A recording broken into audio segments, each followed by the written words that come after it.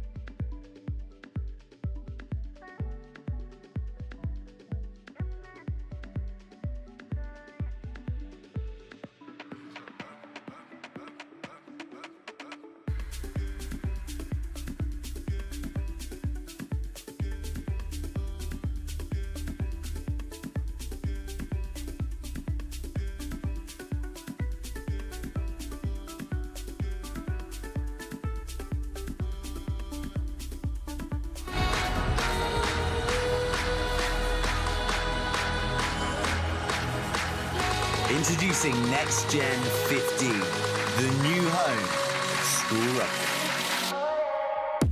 Well, where does this come from? Covering everything the school game has to offer in both the north and southern hemispheres. What a great tackle! It's not good enough. 1-2, skip a few and with the wheels. Highlighting tomorrow's stars, Next Gen 15 will be bringing you live games and a regular update of all the news and in-depth views on the global game. What's a kick? All your school rugby, all in one place. This is Next Gen 15.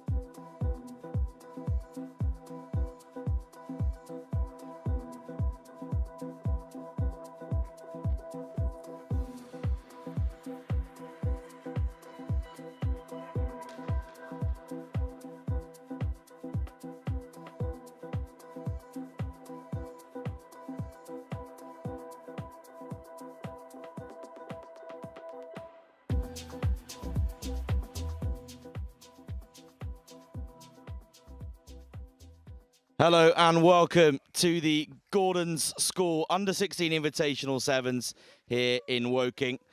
You join us on pitch one here as we just welcome Gordon School to the field.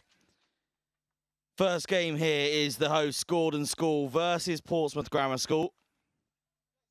And it should be a really exciting day of rugby here.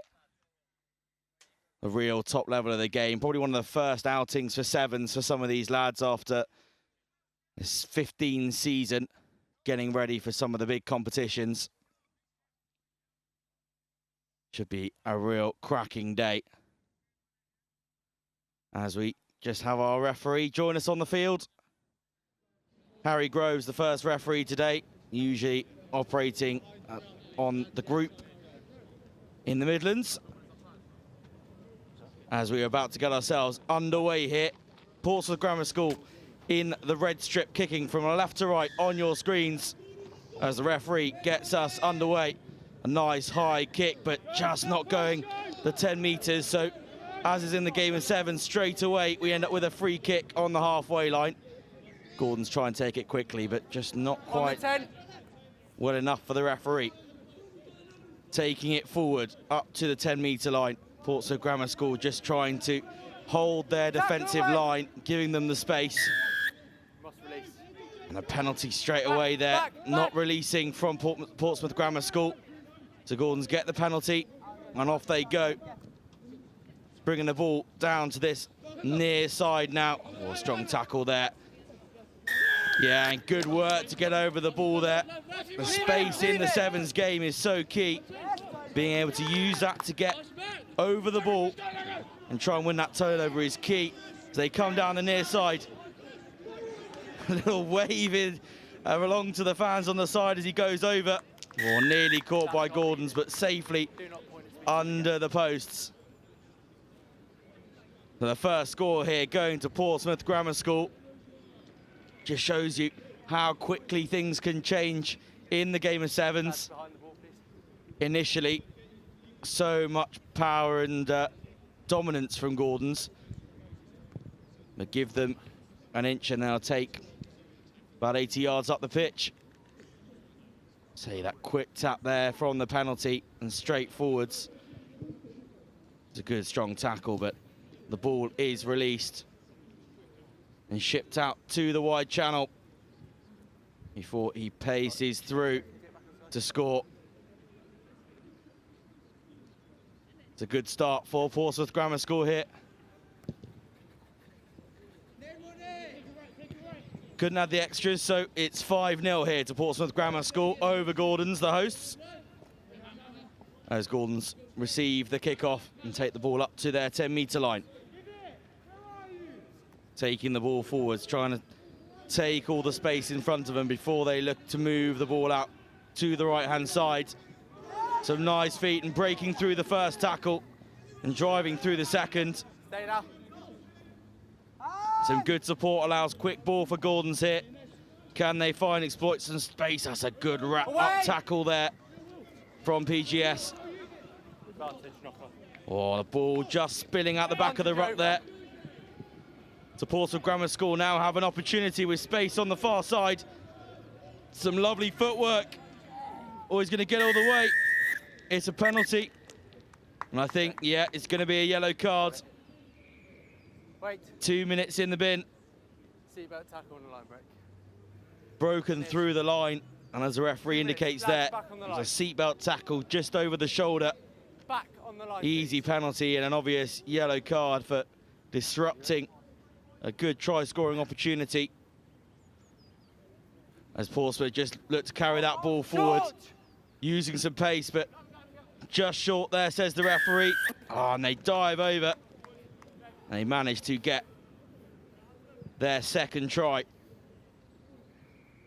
Good bit of power there, deciding to go one-up runners. Just outside this yellow line, please. Wait for them to get behind you. As they look to attempt a wide conversion.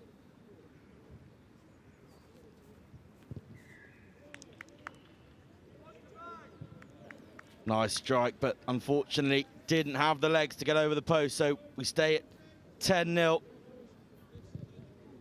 As you watch the replay here, quick tap and go, moving forwards, trying to break through the line, but it's a good effort from Gordons to make sure that he stays short. But with that man down, just trying to think about the space that they're leaving, and they managed to pick up the ball from the base and get over. So Gordon's playing with 6 here at the moment. 3 minutes left of this first half. A lovely little grubber forwards and some good pressure on as well, but it is taken by Portsmouth Grammar School. A nice run out to this near side and trying to find his support. Just looking to draw in the defenders there. Little step inside. Oh, and a great supporting line. He's being chased down, but a little bit of footwork. And the attempt from Gordons to score, to stop the score rather, is unsuccessful. So the third try for Portsmouth Grammar School. The referee indicating as well that the yellow card will be back on now. Thank you. And this time the conversion successful. You just watch here as they bring that ball down to this near side. Nice step, keeping the hands free, able to move that ball. And it's good cover, it's good tackling, but unfortunately, the supporting line is perfect from Portsmouth Grammar School. And they're able to get the offload away. So kicking higher and deeper and forcing the error in the knock-on. But it has gone into the hands of Portsmouth Grammar School, so they have the ball here. Trying to keep their hands free, looking at the potential offloads. Advantage was over. And in sevens, we get the advantage away really quickly. A little line break and you're through. As Gordons have a lovely run up to the Portsmouth 10-metre line. And not caught, not releasing there. They're trying, Portsmouth, here to disrupt everything that Gordons do. Not having much success at the moment. Gordons holding the pass well, but just catching the arm as they get tackled. And that is half-time here.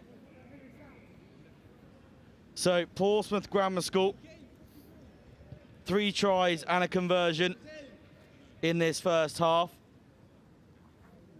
A strong performance from them, despite Gordon's attempts to try and get the ball forward. They've been really strong in their defence and disrupting anything that Portsmouth tried to do.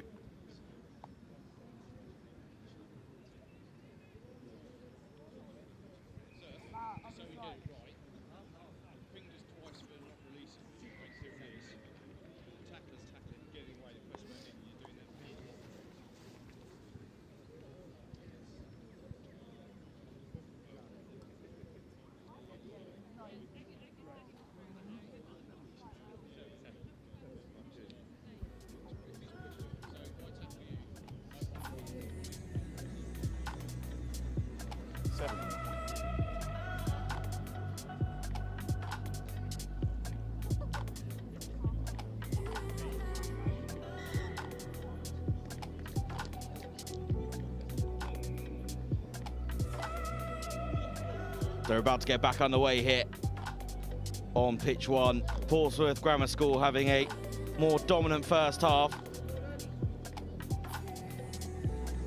Reminder of our partners here at NextGen15 return to play, working with all sorts of schools in making sure that their players get back and fit. Well, a good kickoff from Gordons there, and they force the error with good pressure. And they've got space on the left-hand side now, trying to see what they can find. Not being successful. Oh, and just knocking the ball on, but it's the man on the floor that picks it up, and it gives away a penalty. You made no effort.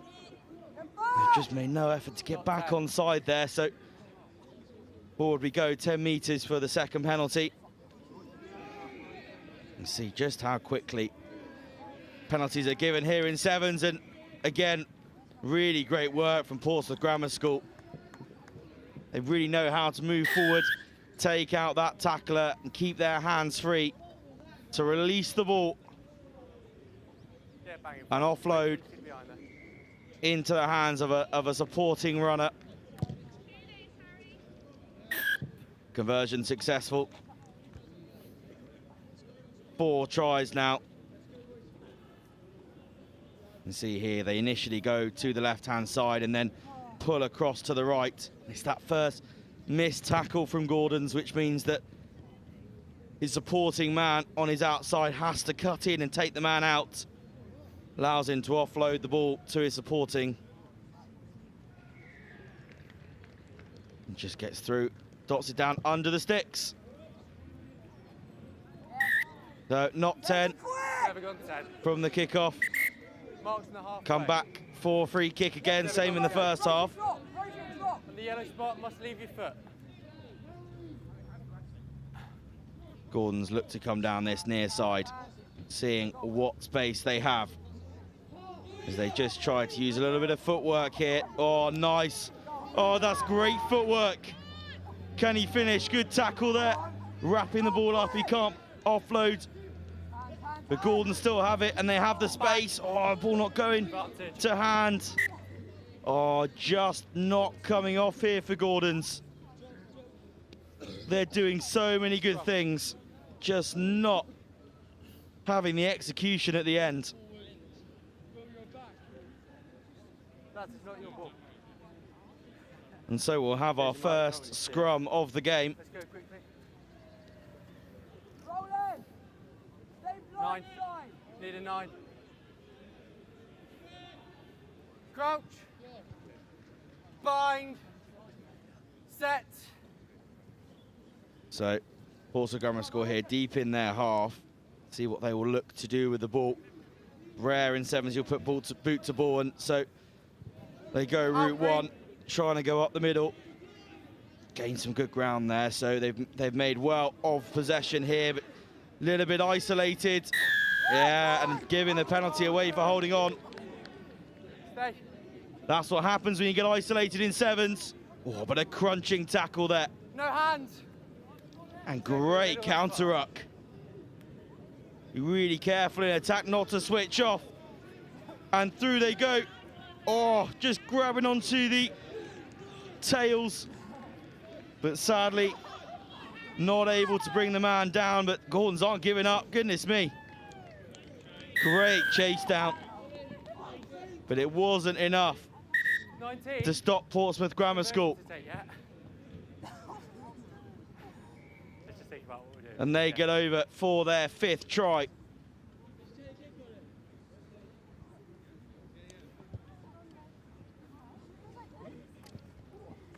Oh, some nice skills from referee Harry Groves there, as they retrieve the ball for the conversion. Attempt successful.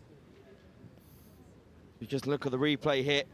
It's just looking, keeping that ball free, looking like he was going for the offload. Managed to drag him down, but once again, those hands are free. Initially thinks he's going to coast it in, but Gordon's just outside the screen as he just comes in now, just chasing down. How many times have you seen in sevens when the ball carrier switches off and suddenly they get caught by the defending team, but not on that occasion. Was caught, but got the ball down cleanly. That's some strong pressure there from Gordons, and they're going to run away here. And they are going to get their first try under the sticks. They managed to get themselves on the board after 12 minutes, adding the extras. The replay started here just off the kickoff, initially gone loose, but backwards. His strong power through the tackles, and he's just twisting, turning, pushing the man off, and the pace to get away from the defenders. Timing. And dot the ball down under the sticks. Oh, a little bit risky there with one hand. Luckily, he kept hold of it. Kick-off taken well by Portsmouth Grammar School. Oh, but the pass just going a bit loose into touch. Ah. Oh, red. So it will be a line out Red, no. to Gordons. Red. Tempo. In or out. Having a group of firsts here at the end of the second half. First line out in this game and of the tournament. As Gordons look to bring the ball out to this side here, trying to find some space down the middle. The offload not quite going where he might have wanted it to go. Back. For the pace, the feet and the offload, but again, not going to hand.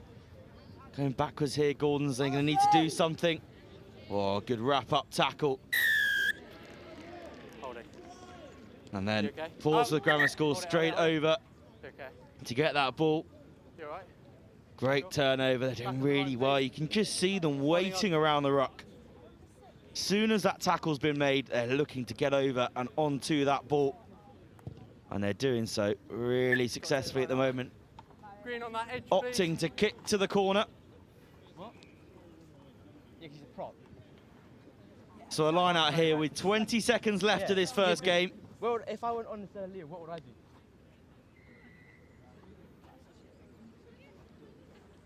He's supposed to tackle, I'm not. And just getting that ball in. little lift and they look to bring it out, but they decide, actually, they've had enough. They've got the points, they've got the win. A strong first performance from Portsmouth Grammar School there, beating Gordon's School 31 points to 7. A real mix of speed, footwork and handling, which gave them the win. And a great indication of what we have to come here for the rest of the day at the Gordon Schools under-16s Invitationals 7s. Next game here on pitch 1. Brighton College versus Mill Hill School coming up very shortly. Have you got flags?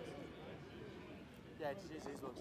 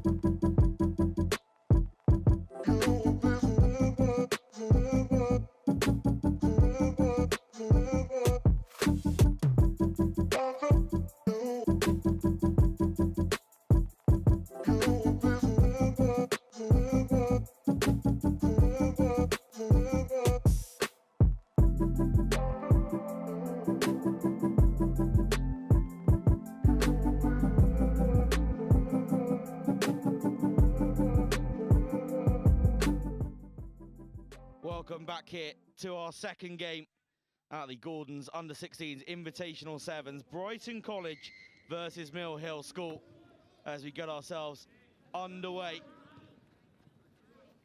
Taken well from Brighton College, playing from left to right on your screens in the navy and maroon hoops. And the white and brown kit of Mill Hill. Doing well to pin Brighton back in their half from the start there. A deep kick off, but it's Brighton that look to try and find some space on the far side. Just shipping the ball up and down the line, buying their time until they find a gap. And they do on this near side. Oh, just a pass. Not going to hand. Can't mark it there. Right now. You have to be in the 15.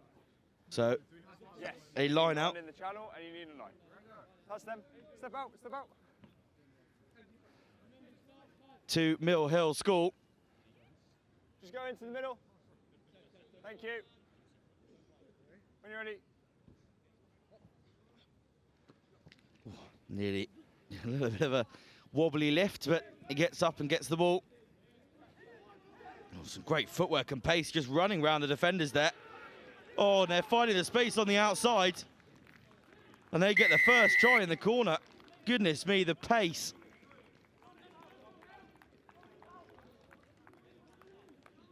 Brighton College starting off with their dominance in possession, biding their time.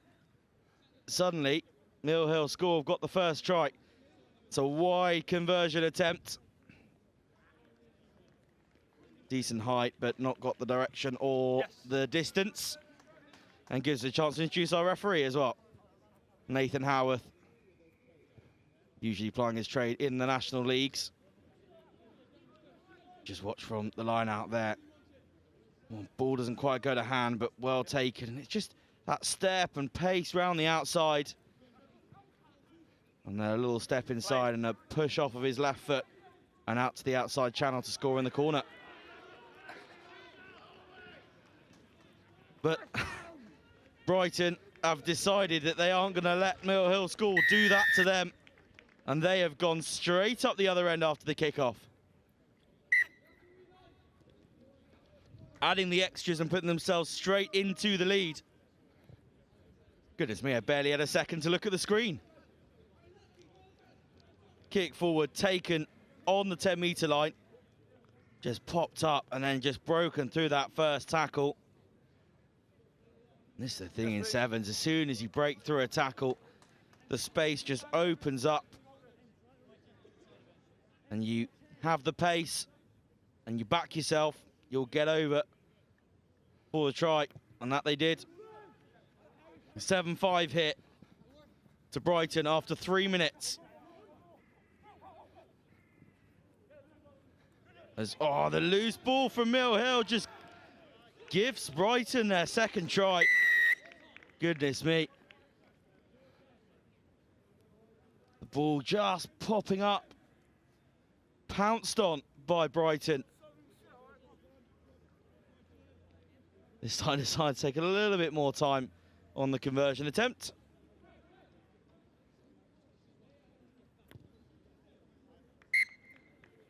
But do so successfully. And have to send someone out into the woods, I think, try and get that ball back. And the kickoff taken well to begin with, and it's just trying to get that offload away. He just got behind his supporting man. Didn't go to hand. Brighton was straight to pounce.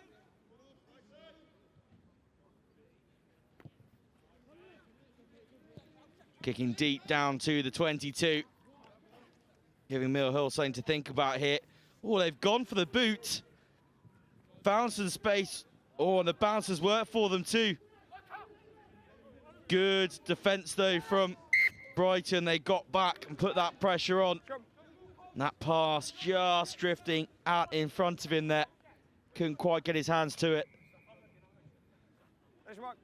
Which led to the knock-on. Mark's here. Mark is here. Nice, clear, strong command from the referee there. Make sure they knew where the scrum was. Crouch! Bind! Set! And the ball comes out to this near side here. Oh, just trying to use the footwork, but tripping himself up in the process. Good work to keep the ball free, allowing the offloads to come. Oh, looking to put boot to ball, trying to find that space in behind. Bounces nicely for Mill Hill, and they've got the time. Yeah, clearly not releasing there. You've got to be really clear in sevens. The game is so open. The referee can see everything really clearly. Oh, ball just not going to hands. And everyone sort of switched off a little bit there. So the referee had to end the advantage. It will be a scrum to Brighton College. There's your mark. Referee making very clear this time from the off where the mark is. Bind, set. As we enter the last minute of this first half. Brighton moving that ball to the left-hand side.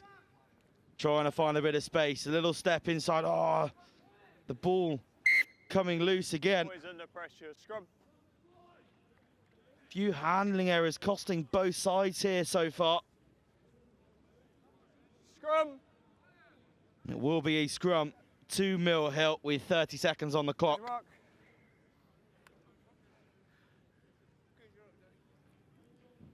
Blue, come up.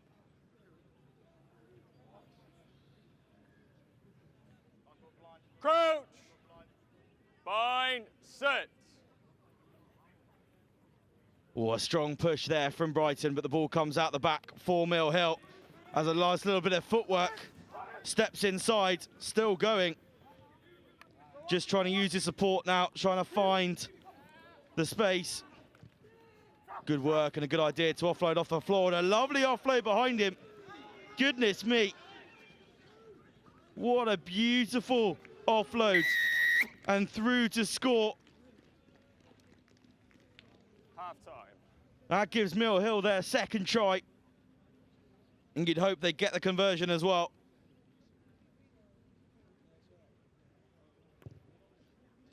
That they do. Brings them within 2 points. We just watched the replay hit. Just keeps that ball alive and then pops it up, which is a really good effort. Initially blocked by Brighton, and that little offload out the back. Goodness me. Beautiful skill. And it's the pace to finish it off and dot the ball down under the sticks. So that does bring us to half-time here. Brighton College still have the lead. 14 points to 12 over Mill Hill School after their 2 tries under the posts. Mill Hill getting us started, but with that wide score in the corner, the conversion just not available to them. So half-time here, Brighton College 14, Mill Hill School 12. And just to bring you up to date with everything else that's going on here, this is not the only pitch here at the Gordon School Under-16s Invitational Sevens. 4 pitches in total. Just this one on the live stream. But 4 pools full of a wealth of school rugby excellence. Yes. Obviously Brighton College and Mill Hill School in Pool 2 with St George's Weybridge and Hurstpierpoint College. The other 2 schools playing on pitch 1, just the other side of the fence.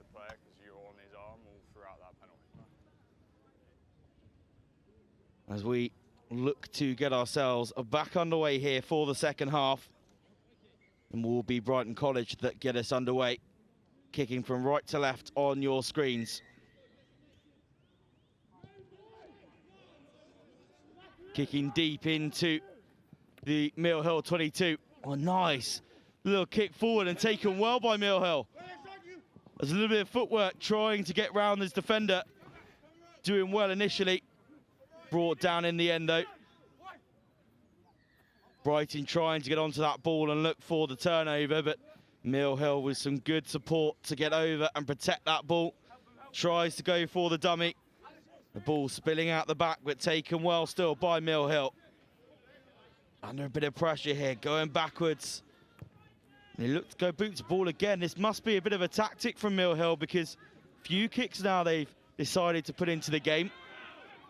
So you don't often see in sevens, and it's going to come to bite them because they kick straight to Brighton College, who after a lovely bit of footwork have strayed away less than a minute, and they've got themselves their 3rd try of the game and added the extras as well.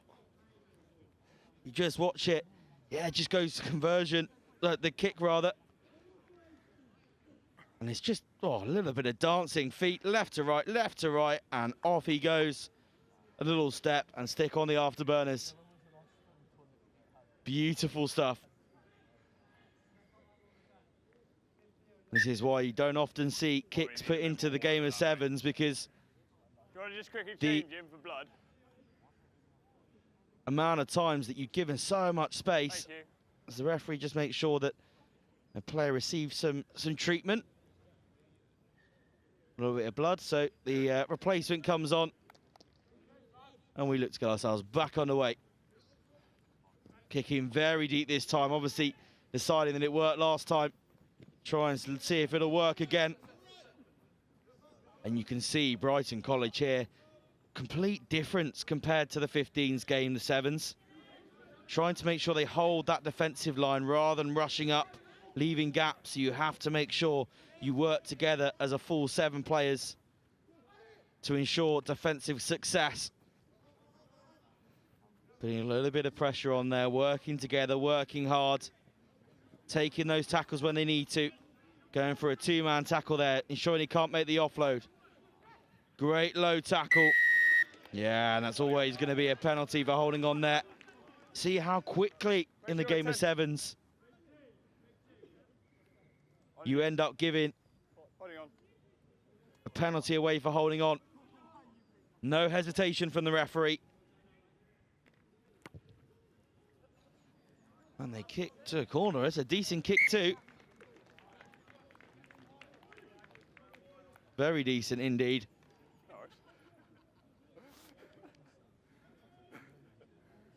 White, there you are. So another opportunity here for Brighton College. Blue, step up there. To get their 4th try. Hold on. Let's go, come in. Don't move off the mark. Yeah, you stay there, come on up. Yeah, you have to stop before you go up.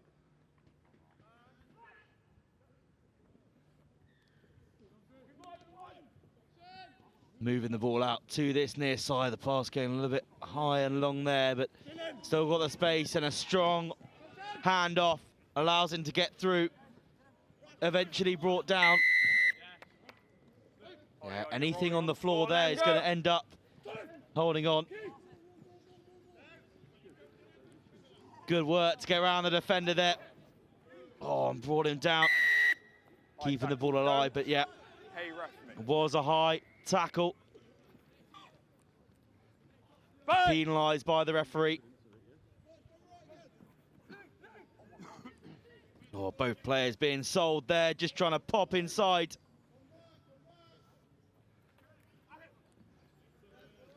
But it is good defence by Brighton College here, working hard. Oh, good discipline there. Came off his feet, left the ball alone, but unfortunately his teammate decided he was going to play it instead. Forced the referee into having to give the penalty. Oh, nice pass. Can he find the space? He's got the support.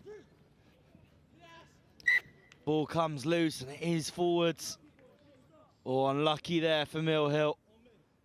Scrum. Still only 1 try behind here. They will have to get Yes, this is.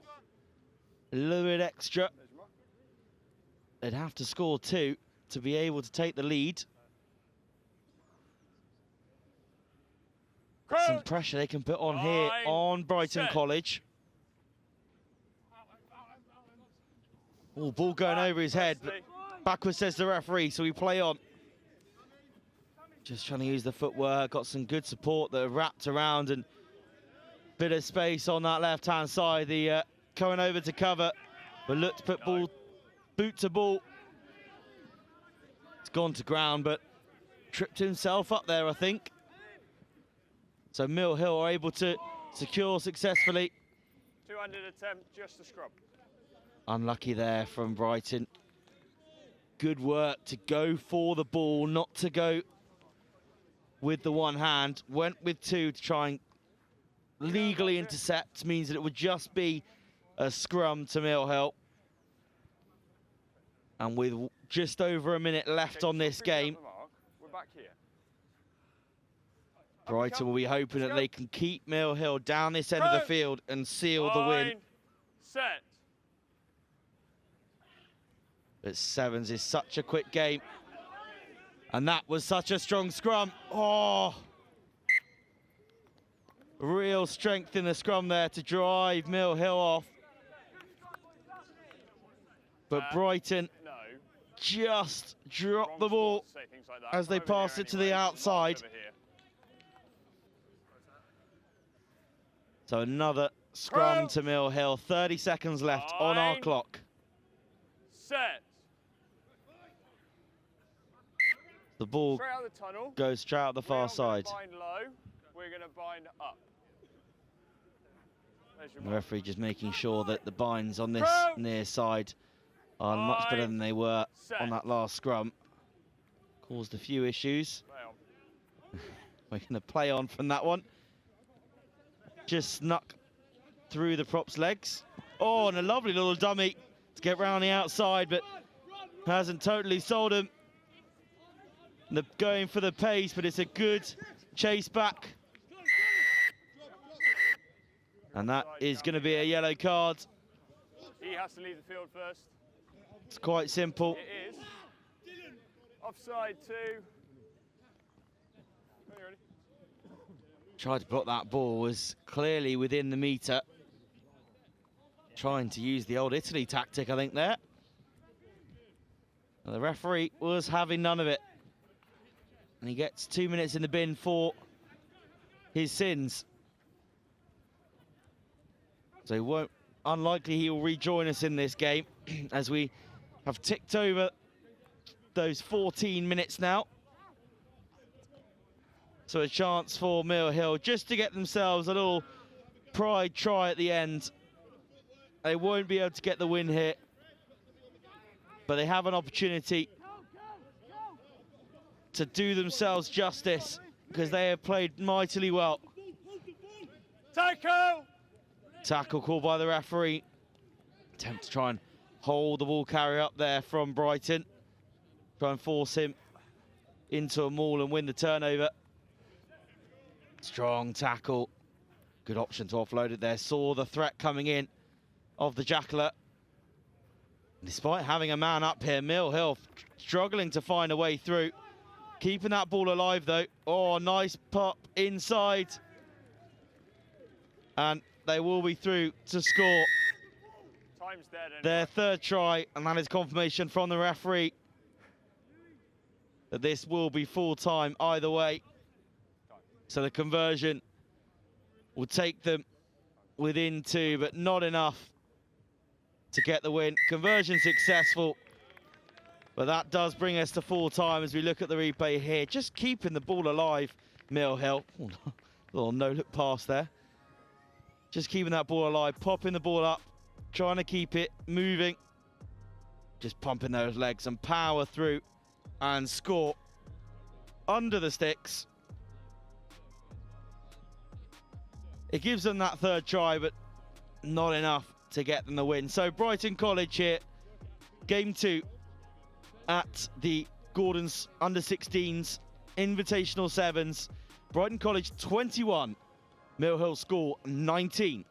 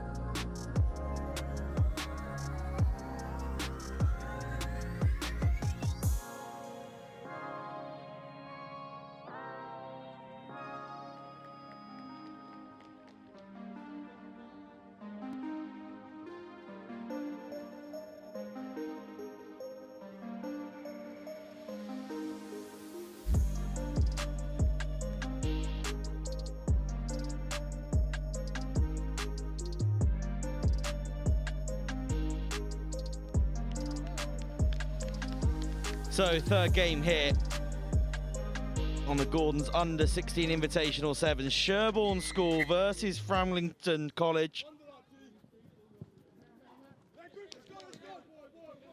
Nice kick to start. They push forward.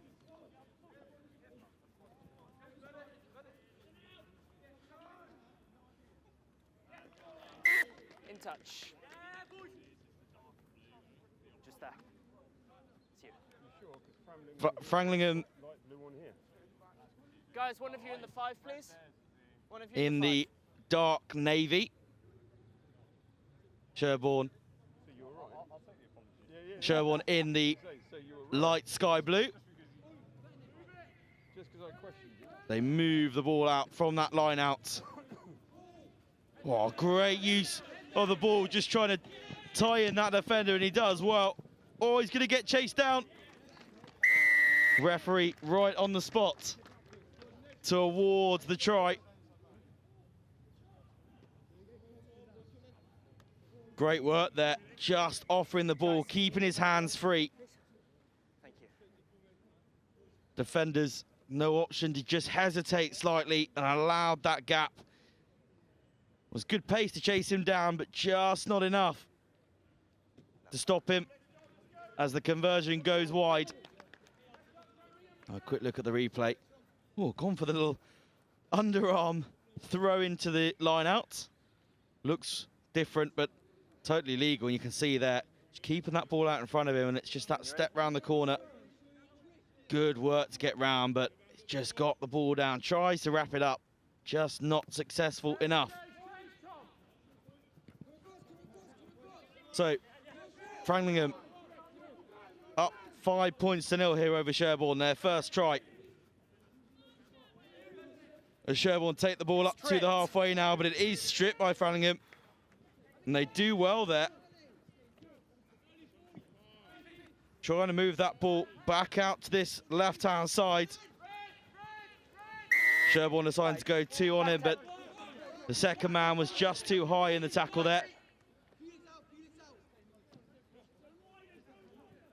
Framlingham go quick, moving out to the right-hand side. Oh, lovely step in. And the tackler not able to bring him down.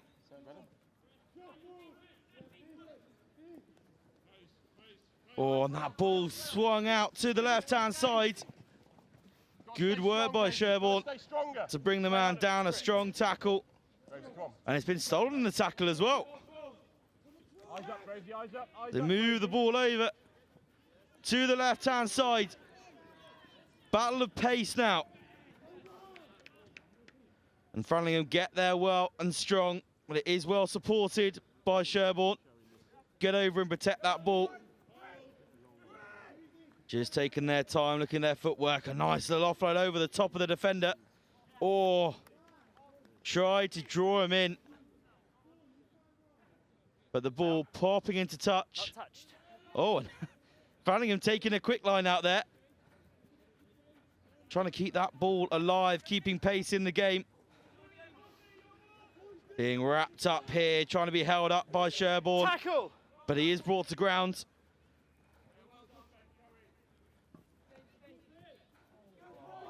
And they break through.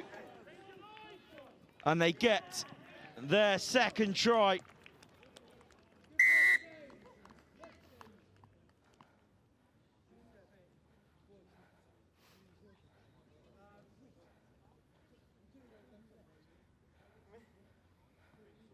Yeah, just dead centre.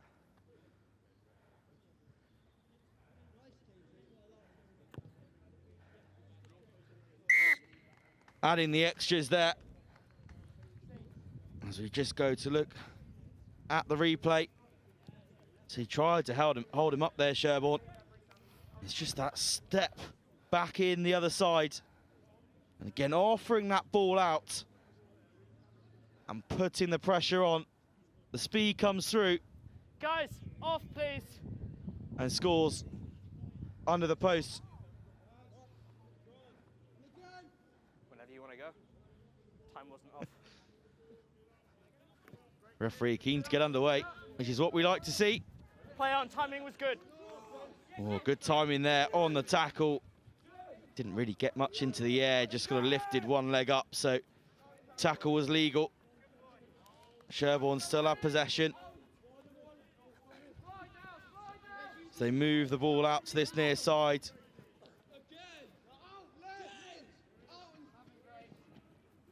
Just trying to find the space, but they're being closed up here and stolen by Framlingham. Oh. Knock on. It's great work to get that ball away, just not going to hand there for Framlingham.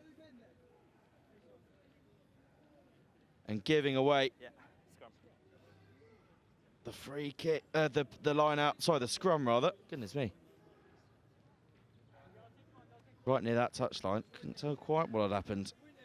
But it is a knock on, so it will be a scrum. Crouch. Bind. Set.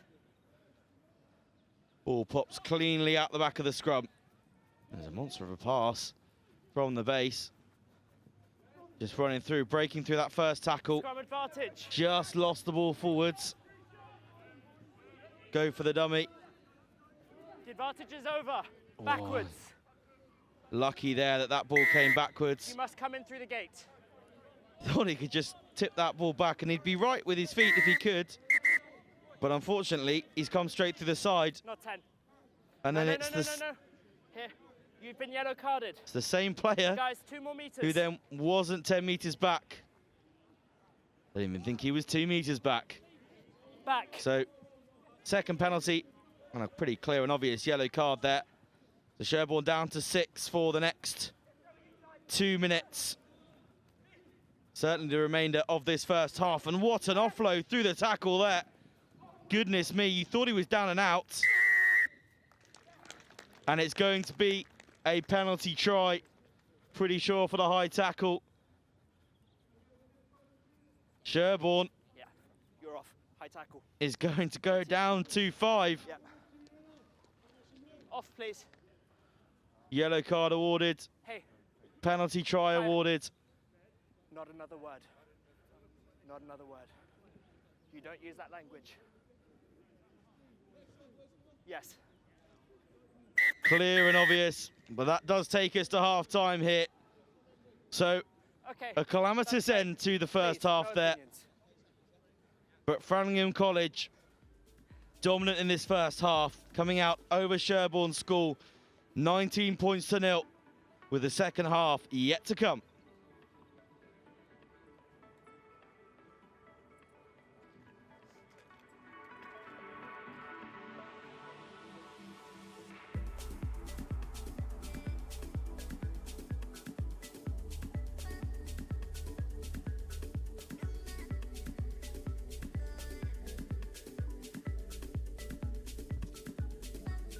A reminder of our partners here at NextGen15.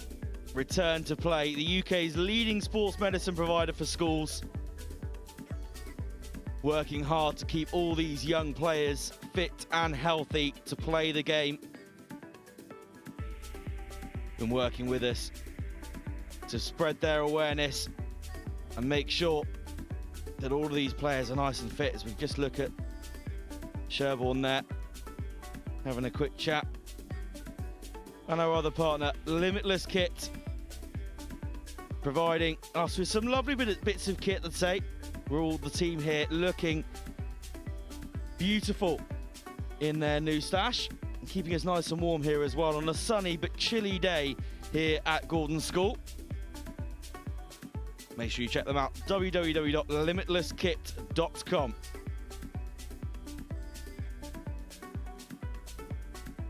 Great to get these shots as well from our roaming camera crew, giving us an insight as to what these conversations are going to be having. We can't hear them, but got to give them a little bit of privacy, but we're going to have a look. A reminder of the score, 19-0 to Framlingham College over Sherborne School in the first half. Penalty try at the end of the first half there. Interesting to see whether the first yellow card will be back on. We'll find out from the referee as we kick off. But it could mean that Sherborne start this second half with just 5 players on the field. When you think normally the same pitch you'd be playing with 15 players on, makes it a lot harder to identify the space for the defence. Much harder to cover and make those tackles. So counting up, we have 6 Sherborne School players. So the first yellow card was up. Thankfully for them, they've only lost 1 player at the start of this second half. So about to get back underway here. Sherborne School in the sky blue, kicking from right to left on your screens against Framlingham College in the navy. A high kick to start us off here as the defence pushes forwards, taken well by Framlingham. Oh, great footwork there. 2 little steps to bring himself forward, breaking the defender through the gap. Oh, beautiful offload. I tell you what, that is a cracking try from Framlingham College. That's going to be straight on my list so far for a try of the day at the moment. Goodness me, that's the best we've had. I'm sure we've got much more to come, but that's going to be one to beat. Beautiful support. Great work to offload the ball. And they add the extras. As we just look at the replay here. Steps inside, steps again. Moves round the defenders. Keeps that ball free. You can just see how moving that ball out in front of his body, keeping it in those 2 hands, always shows the threat of the offload. And a great supporting line to dot the ball down underneath the posts. Scrum advantage. And the kickoff just knocked on there. Always backwards. So Guys, the referee playing advantage, but no advantage game. So it will be a scrum. However, that will allow Framlingham to get back up to the full complement.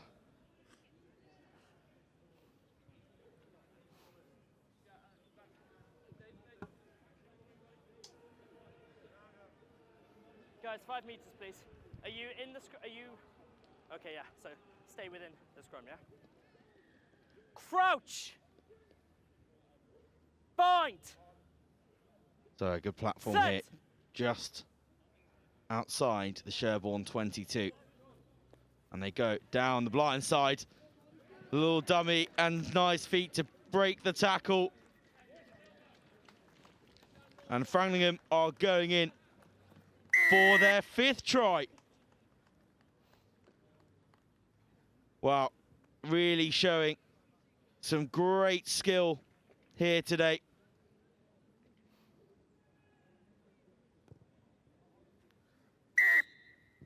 Adding the extras too.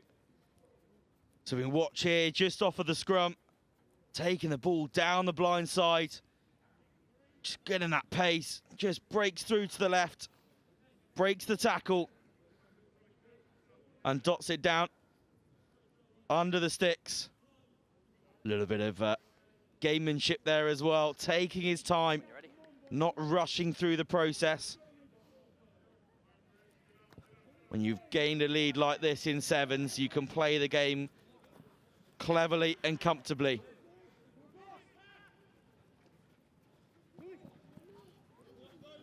As Sherborne take the kickoff. Oh, a little step in the down the centre of the field, put boot to ball. He's got good pace here. Is the bounce going to support him? No, it isn't. Oh, gutting. So moves the ball back to this near side. Oh, but in touch there.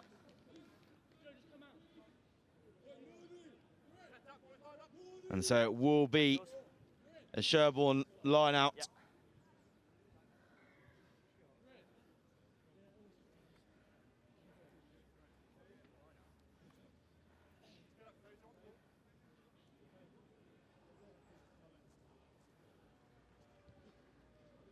Guys, one of you in the 5, please. One of you in the 5. Referee just reminding Framlingham of their obligations at the line out. Have to have someone in the 5 metre channel. Oh, the ball not quite going well there, but it was knocked on by Framlingham, so therefore it will just be a scrum out on the 15 metre line. Guys, your mark is here. This is suiting Framlingham. Just taking time out of the game. And with just over 2 minutes left, can't really see much of a way back into this for Sherborne. but I'm Set. sure that they'll give it their best shot. Ball cleanly out the back of the scrum. Well, tried a bit of a switch play there, but didn't really go as I'm sure they planned it. Oh, tried to go for the kick. They're just trying stuff here, but Framlingham doing so well. Charge the ball down, pick it up, straight through and score.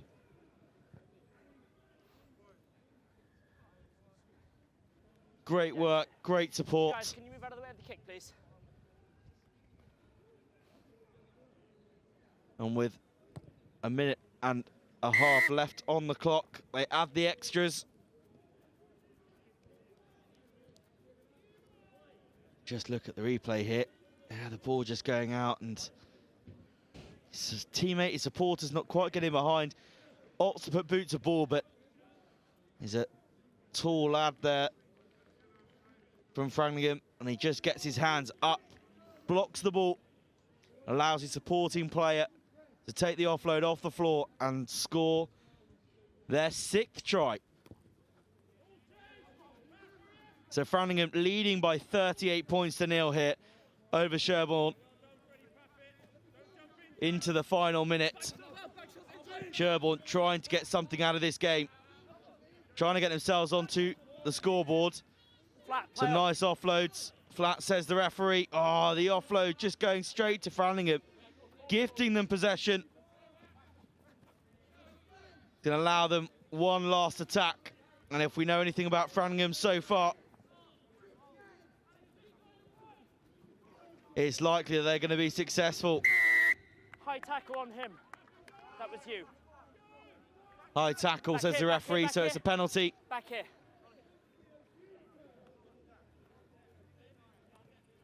Framlingham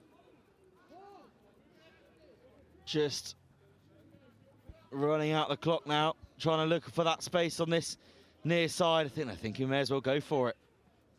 Not going to lose anything. Oh, lovely offload off the floor. Out the back. Oh, he's just knocked it on. That's time. Oh, gutting, but it matters not. Framlingham, a dominant performance. 40 points to 0 over Sherborne School. Great performance, including a penalty try. But they just showed dominance throughout the game there and came out as the victors over Sherborne School. So the full-time score here, Framlingham College 40, Sherborne School 0.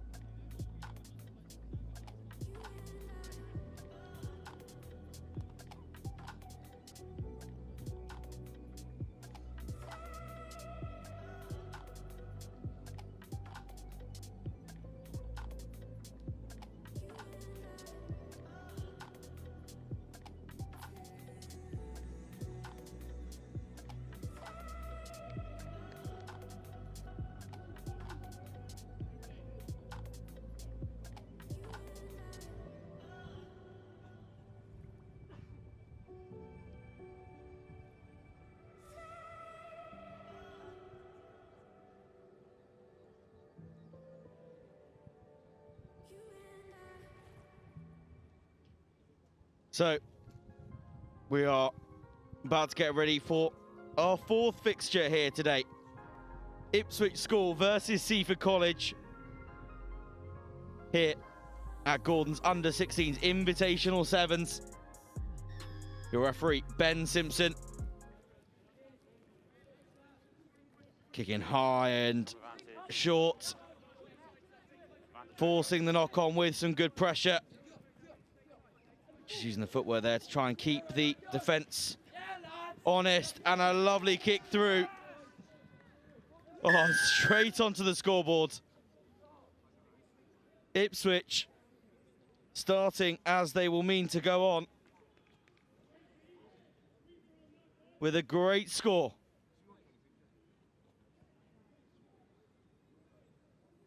And they add the extras.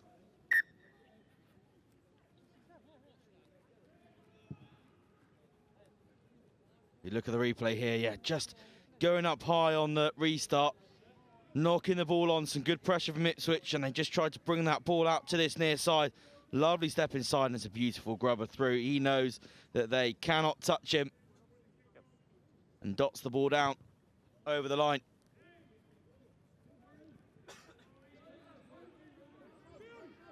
The conversion, that makes it 7 points to 0 to Ipswich.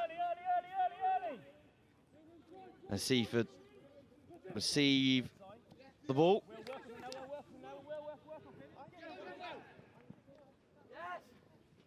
Good counter ruck, and he's won the ball.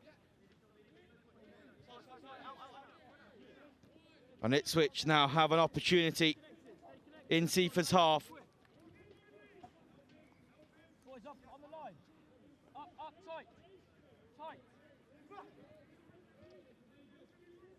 Some nice footwork, and it's just gone round the outside and back inside again.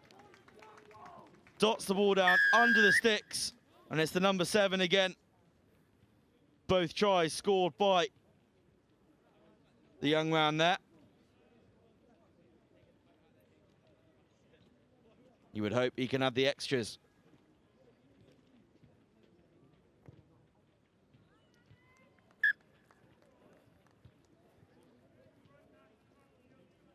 The extras added. If you just look at the replay here. Bringing the ball out to this right-hand side, and he just decides to go the other way. And it's some great pace and power through the first tackle to keep driving all the way to the try line.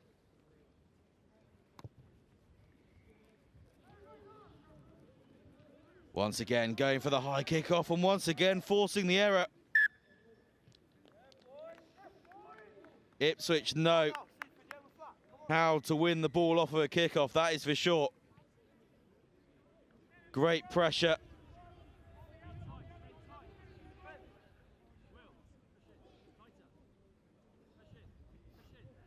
Crouch. Have our first scrum of the game. Bind. Set. Yeah, it's gone down to knee on the far side. Far side, straight to floor. So it will be a penalty.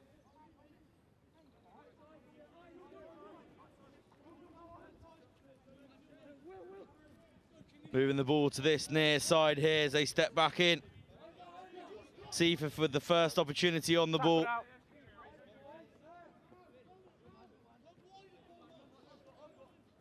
Trying to move forward as they move to the far side and putting a little bit of pace on this now. Oh, lovely offload, but well taken by Ipswich there. Just got in, ball just going backwards. Knock on in the tackle, says the referee. So Advantage over. advantage was being played, but we played through. Same again, knock on in the tackle. Scrum advantage. And advantage over. Ipswich moving the ball down to this near side again. You can hear there the referee giving quite short advantage, but that's how we play the game of sevens. And the ball just not going to hand and ending up in touch.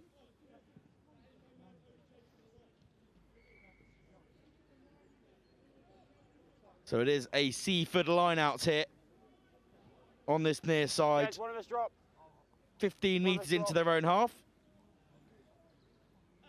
And the referee reminded them that they've only opted for 2 in the line out. Okay, back we come. We have to be starting. We can't walk in.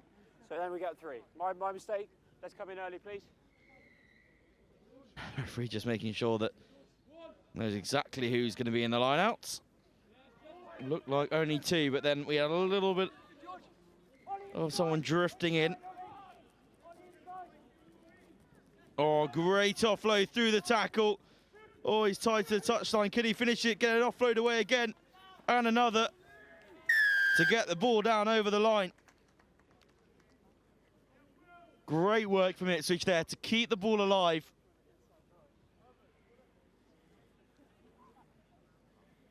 To ensure that they got the ball over the line. Thank you. Exactly what you want to see here. Quick, flowing rugby, and what a conversion as well from a drop kick from that far out. A decent effort to add the extras. You can see just moving that ball outside, and it's just that little step, just holds the defenders and then takes the gap. The outside defender bites in, and it's just keeping that ball alive. 2 offloads to make sure that they could get their man over the line. This time opting for a slightly deeper kick at the kickoff. Changing their tactics slightly, which is interesting. Seeing the success they've had with it so far. But their pressure is strong. And Seaford are kept in their half. 30 seconds left of the game now. But no release, says the referee, so it's a penalty to Seaford. But neither team understood. The referee points his arm towards the team that's got the penalty. Seaford being too nice there and giving the ball straight to Ipswich, but they get the ball back in the right hands eventually. And they move to try and find that space on the far side, keeping the ball alive by spilling it out the back. Bit of a loose ball, but could see the threat coming in from the Jackler. Hands up! 10! Got players the wrong side, I can't reward you. Referee just making sure that the ball came out clearly there.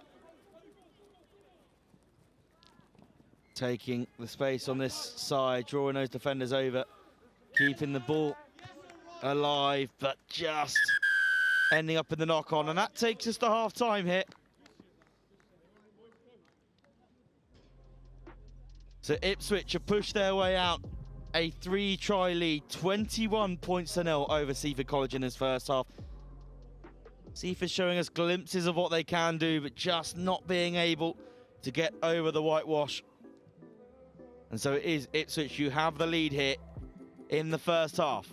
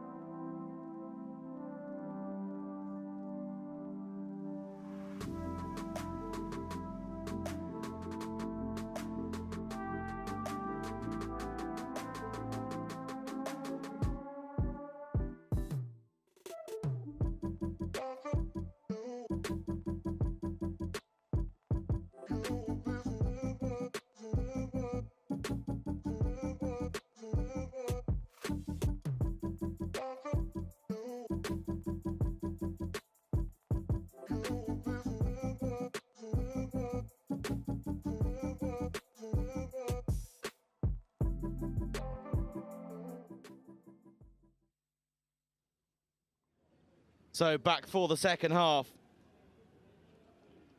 Ipswich School taking a strong 3-try lead, 21 points to 0 over Seaford College in the first half.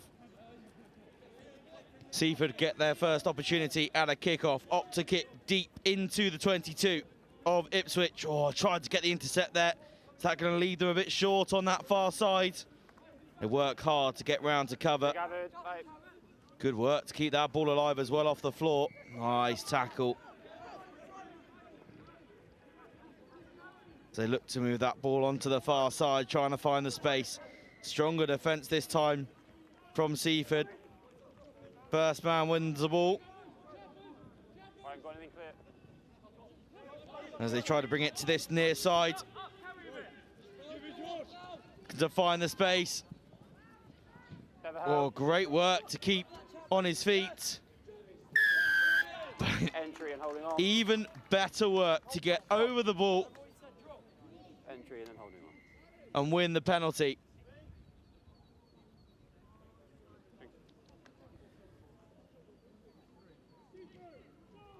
Let's go, Fen. Thanks, gents. Holding on and side entry, the call from the referee. As he asked Ipswich to get on with it. Opt to try and kick through. It's a nice idea, but the kick blocked by Seaford and going straight into touch.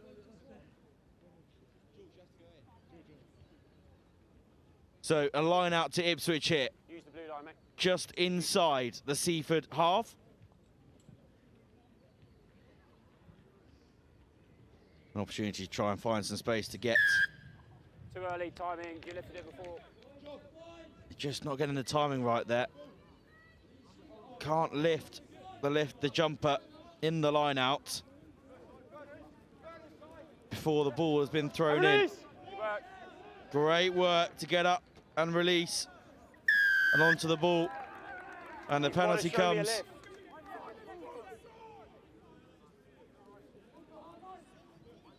Oh, don't know if he was quite expecting that, but it's flat, so we play on and they decide to kick ahead.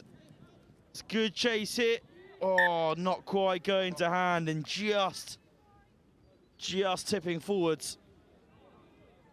Gents, gone are the days where we can just hold on the ball. You've got to show me a clear lift for a reward.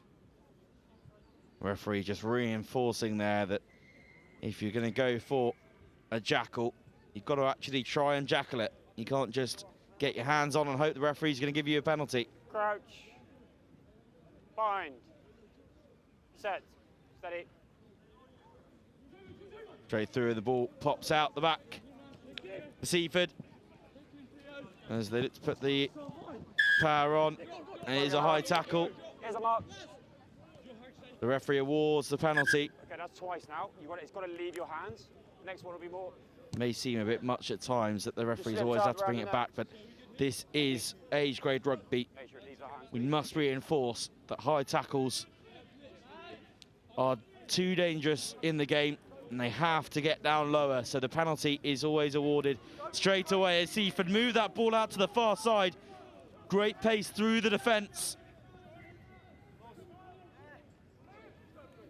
Couldn't get onto it, but the knock-on is forced and Ipswich have the ball.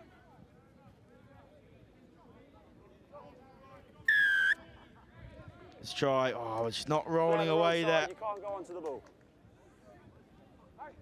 Referee reminding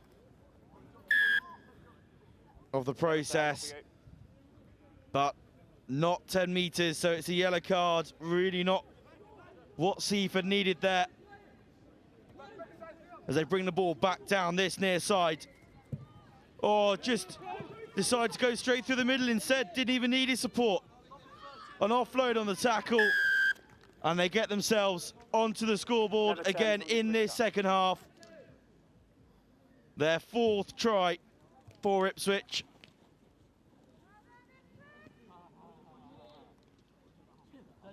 And Seaford, no matter how strong their defence was in the lead-up, give away a try after the yellow card. The extras were added. You can see, he thought they're just going to bring it out to this near side here, but he decides no. Going to go straight up the middle, breaks through the gap. Do well, Seaford, to hold on to him, but the rest of the defence didn't work hard enough to get back and allowed that supporting player to come through, take the offload and score. So ball kicked up forwards, looking to find the gap straight away. Never held. Wasn't held, so he keeps driving through the tackle, gets himself up to the 10-metre line. Great work. Knees to floor, you've got to release. Never released. Timing issue, number 2. Knees to floor, tackle complete, he's got to release, number 2. Thank you. As we go into the last minute and a half here of this second half. Can Seaford get something here? Oh, what a crunching tackle. He just turned to see where that ball was coming from, to take the pass behind him, and just got absolutely crunched. Oh, a lovely little dummy, straight through 2 tacklers. Trying to find the space again. Moving up to the left-hand side. Oh, great work. Pushing forward here, Seaford. Can they get something?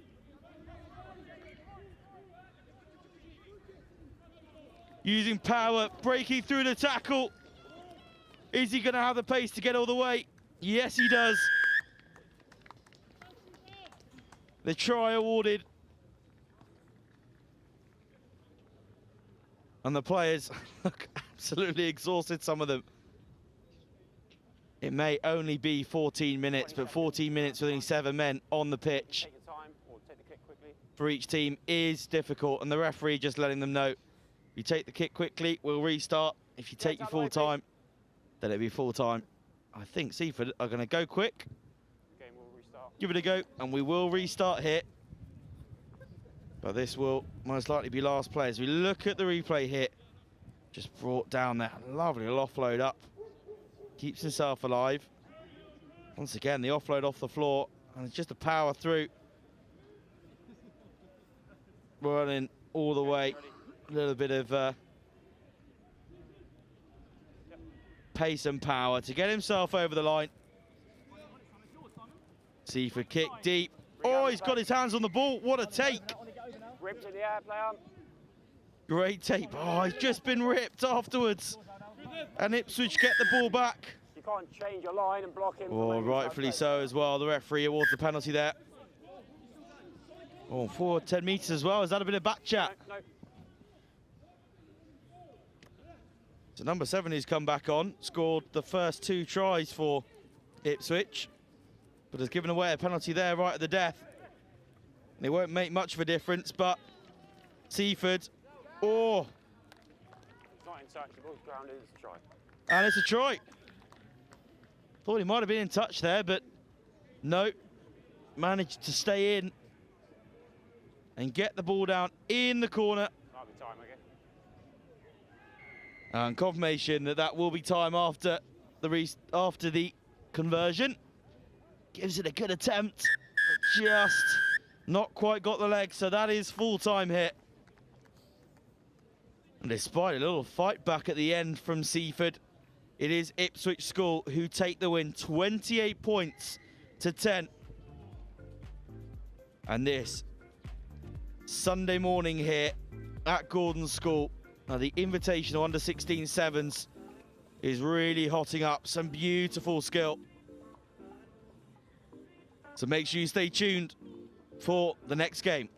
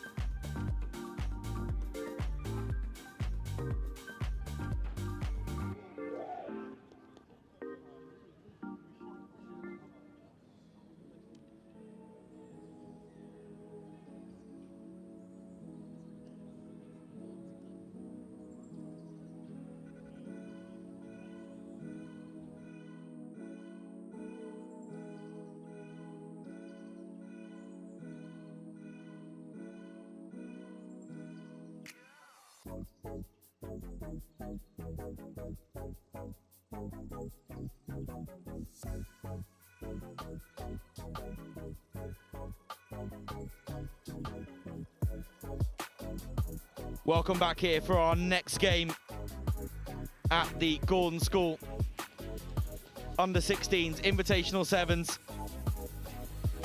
Brighton College versus St George's College, Weybridge. In Pool 2. And I'm joined on co-coms by Mike Mulroy of Sevens referee. Mike, welcome. Morning, Tom. Thank you very much.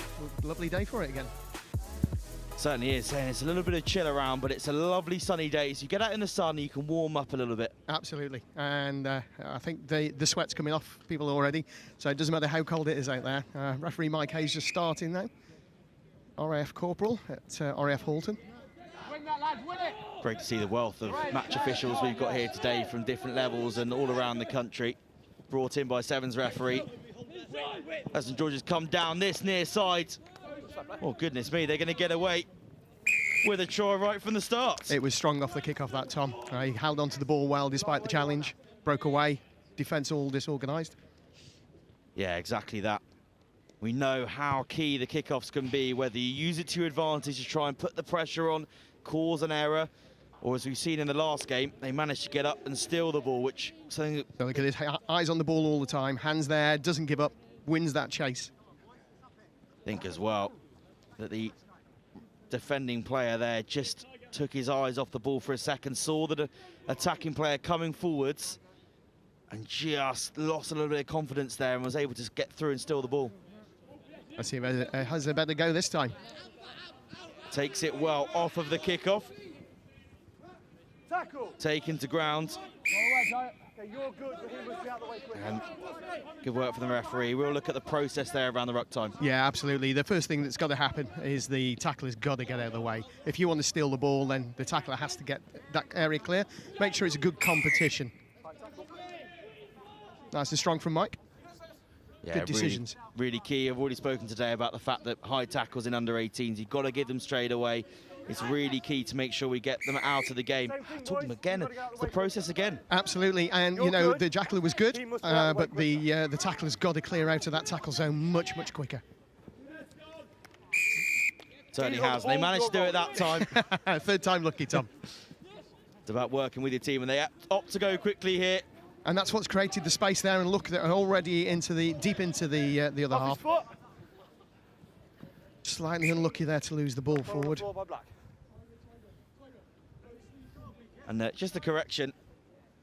See, we looked at the wrong side. The teams have changed. They didn't change from the start. The names have just changed. So we've actually got. Should be Portsmouth in the red and white stripes, I think, is it? Tonbridge School. Tonbridge School. Tonbridge School in the red and white hoops, and Portsmouth Grammar School on your left-hand side. Free kick. Closing the space there, I think, at scrum time. Yeah, the bangs were all wrong as well. Scrums in sevens is a very different aspect to the game. It is just a classic restart, but it's so dynamic and everybody wants to get out of that scrum really quickly. Yeah, we've seen that plenty of times today, and some good work, some footwork, keeping that ball alive, or just taking into touch. It's unfortunate that he had a good support run for the original ball carrier. Once he got that offload away, there was nobody else coming through to support at all. They were just lazy, too far away. That could have been an easy finish off. Certainly could have been. But it is great to see them keeping that ball alive, and talking earlier on today about keeping the ball out off your chest, making sure it's out, ready for that offload, because you're wrapping up nice and low. If you're only going with a one-man tackle in sevens, that ball is always free, and you want to get that offload, you've got good support. It's good here. Well one line out, gets it away from that contact point. Look, we're already 30 metres away from where that line out was. Completely broken defence. Certainly is, and he's going to be through to score here. Despite the best efforts of the chasing defenders, which is always good to see that they're not giving up. Certainly is.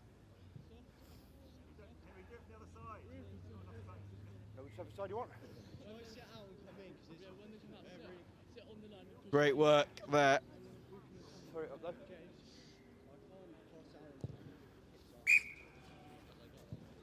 adds the extras there for Tonbridge. You just watch the replay. Does well to draw in the defender there. That's good strength there, just to hand off. Unfortunately, the defender just decided to go a little bit early. His hands are coming down always towards the bottom of the legs. It's easy to step around. You're going to tackle there, you've got to put the shoulder in, you've got to drive through that tackle. Certainly have, keeping that in and cutting just inside to make sure you tie on your defenders. Really key. Their restarts have been very, very good from Tonbridge. Nice and high hanging balls. It makes it a good contest for both teams. Can't change your line. Certainly is. A little bit of obstruction there as they chip through. Gives PGS an opportunity here on the ball, getting into Tunbridge half, and they've got a little bit of space on the outside here. Again, they need more support there. Bit of exaggerated flag waving from the coach running the line there. Love to see it. Mark now, mark. Yeah, it certainly was. I don't think the referee could have missed that. One would hope not. Let's have a look at this line out again. If you just watch how Tonbridge walk in, nice short gap there, which limits the options for the defensive side. Boys, inside the 5. Ooh, it's confusing having that many lines on the pitch, I'll say that to you. Stepped inside the 5 to receive the ball. Certainly is, and being at the back, but I think it was definitely very close. So again, we need some. They just need some support there, don't they? They really do. Just getting wrapped up. Tunbridge did well there to use the touchline to their advantage. Of course, Tom, this is not just the only pitch we've got here today. There are 3 other pitches going on at any one time. And these lines have been confusing. We've seen referees award tries on the 5-metre line, the blue line. We've seen players who are screaming for the try to be awarded, even though they're several metres short. Always dangerous, that height, that upright tackle. We've seen that so many times. Owen Farrell just coming back off a ban as well for exactly the same thing. You've got to be careful not to make that head-on-head contact.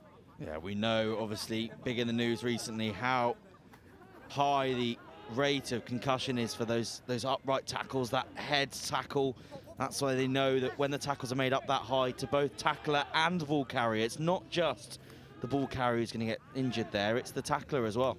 Absolutely, it's all about sharing airspace, the 2 heads in the same area. That was unlucky. He was very strong over the ball, just couldn't stay on his feet. Supporting his own body weight is key there. Oh, read beautifully. Needs to back himself though. Yeah, just tried to goosey his way out of that and actually should have just kept powering through. He didn't have the support. 100%. 100%. That's what he needed to do. But the support has got to be better from PGS. Certainly has. Still high. Good work. It's another high tackle. Just be very careful, please. There's a few creeping in there now from PGS. I think there's they look tired, PGS. I don't know whether because of an earlier game, but they just don't seem to be at the races in this game. Look how slowly that defence is coming up and waiting. They're gifting meters to Tonbridge. They certainly are, and these under-16s. Here it is, a draw and give. They're confident with that, aren't they? Ball in one hand, passing outside the back of the tackle. Very, very effective. Certainly is, and he gets them their 3rd try. Just taking a little bit extra time. Might be a little bit risky on that one. Very risky. We've seen those in the World Series. We've seen those knocked on. We've seen them knocked out of hands. Crucial. Get the ball down, especially when we've already run the clock off the half. Let's score and get a drink. Exactly that. I think that's the 2nd time right in front of the sticks. It's gone nowhere near where it needed to go. Yeah, he didn't look too happy about that one as we look at the replay here. Once again, as you say, just breaking through that tackle, using that arm, one hand on the ball, popping it through the gap. It's about seeing that space, looking at where the defenders are, and unfortunately PGS really are honeypotting around the ball. They're waiting for Tonbridge to come to them rather than meeting them and pushing that tackle line back towards Tonbridge rather than giving meters themselves. Yeah, exactly that. Well, Tunbridge certainly have been the more dominant here in the first half, pushing their lead out 17 points to 0 over PGS. A reminder of some of our partners here at NextGen15. Return to Play, the UK's leading sports medicine provider for schools, making sure they look after all of these different players and making sure they come back to games fit and ready. www.returntoplay.org.uk. Work really hard with a number of these schools to make sure these players are in top physical condition. These are the athletes of the future. These could be on the World Series in a few years, Mike. They very well could be. Yeah, there's some really class players out there today that I've seen across the schools that are here.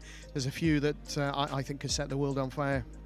Really, they could push up for UR7s, academies, and even into the GB squad. Certainly could. A reminder as well, Limitless, www.limitlesskit.com. They're really keen making sure that they work hard to have kit that fits young, growing teenagers as we get back underway here in the second half. Nice restart kick there. Ooh, that didn't look too healthy, did it? No. I think he just got his timing all wrong. You know, the guy who's the highest there from Tonbridge, he's got all the rights. The arriving player has got to look after that safety. You know, if you're off your feet as well, if you're in the air, you've lost control of what your body can do. Yeah, and you've got to be careful with the man that's in the air. So if you're on the ground, the responsibility is solely on you. You've got the control. The man in the air can do nothing about where he is. Good turnover, though, from PGS. Yeah. Got straight over onto that ball, and Tunbridge not just having that support to be able to get over and break the man away. And that's what happens when you've got support with you. You can go and challenge for those balls. You can keep the ball alive as they're doing now, and know what they need to follow that through. So there's always seems to be one player supporting from PGS, whereas probably it needs to be 2 or 3. Yeah, definitely. Just working hard to close down a bit of space there, Tunbridge. We've seen a few different attempts at defence here today, Mike. We've seen a nice, strong, rigid line, moving across the pitch, not pushing up too hard, making sure they hold that space. Tunbridge trying to break down the space a little bit more, and maybe it opens up space here on this near side instead. Yeah, well, there, I mean, look, you've got a lovely sweeper covering back there, which is absolutely classic for sevens, but they did form that dog leg there, Tonbridge. They one of them shot out of the line quite quickly, and that created the space out wide. Certainly did, and they've got a man down on this near side, so Tunbridge playing with 6 at the moment, and just going to take time off to see to these young players. Looks like the Tunbridge player here is going to go off. I think when he landed, he probably landed just on the point of his shoulder.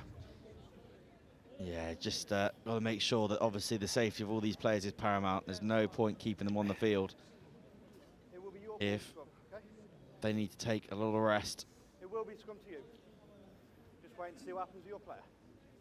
So yeah, looks like this player is going to make his way off the field.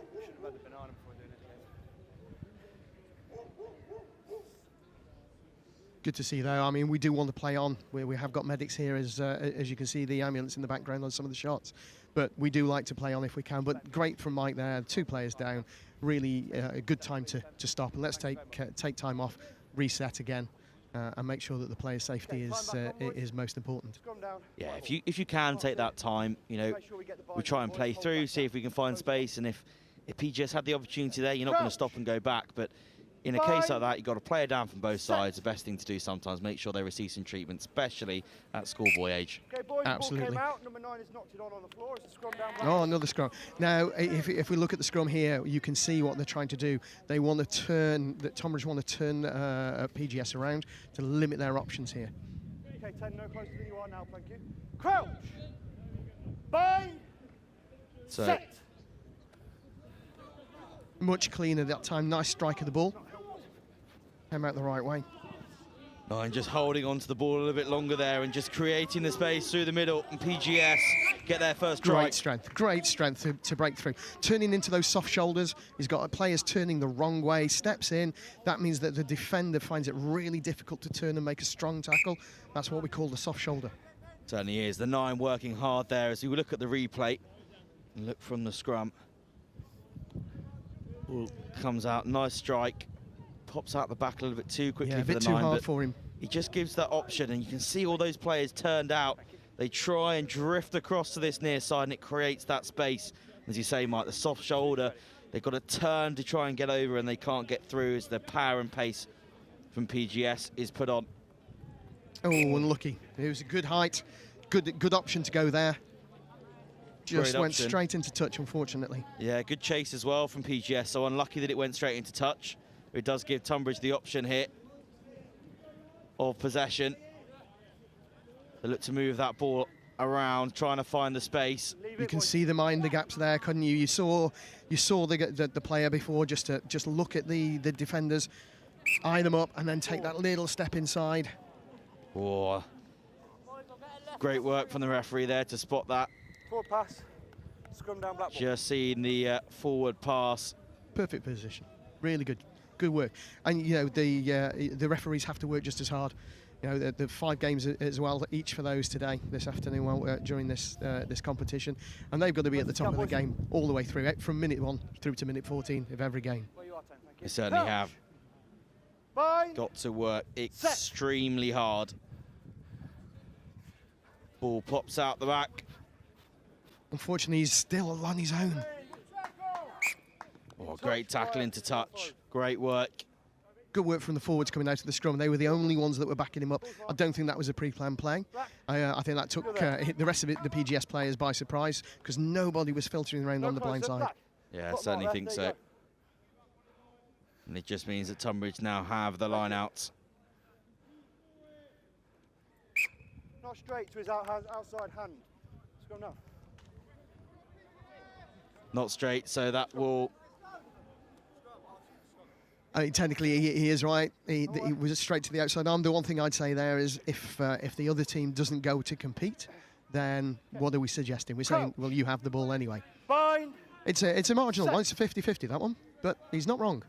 No, exactly that. And it gives PGS an opportunity to come back. Yeah, and this is the thing that Tonbridge were doing early in their scrums. Vantage, high tackle. Good spot from the referee. It was a good line break, good opportunity. I think we might have to come back in unless they're really strong here. And it could be as he drives forward again for the line. Good rip, though, from Tonbridge. And the penalty advantage is over. So PGS need to score it here. They won't be able to come back. Oh, and they do. Oh, skillful. Skillful. You're not going to tackle that, are you? No, saw the little bit of space. 1 minute, 12 seconds. Drove straight through. And they know. They add the extras. And that they do. Oh, they're going to bring themselves within 3 here. Goodness me, if they score. This is very strong. Look at this again. I mean, the defender did have to come back through past the PGS player, but he stayed on his feet and worked really hard. And even now, just look, not giving in, keeping that leg drive going, making that extra 1 metre. Certainly is. And just dive over like an elegant swan. I thought it was Superman. See if they can get a better restart on this one. Good length. I think it's a bit too long to be competitive, though. Yeah, it's giving them a little bit of space. Last minute. They've kicked it out. I think some of his teammates came to kick it out, thinking it was full time. Well, at the last try, he did say at the last try there's still 1 minute and 12 seconds left. Goodness me. A little bit of a miscommunication there. Oh, another mistake. It's compounding errors. Inside the 5. 10 seconds remaining.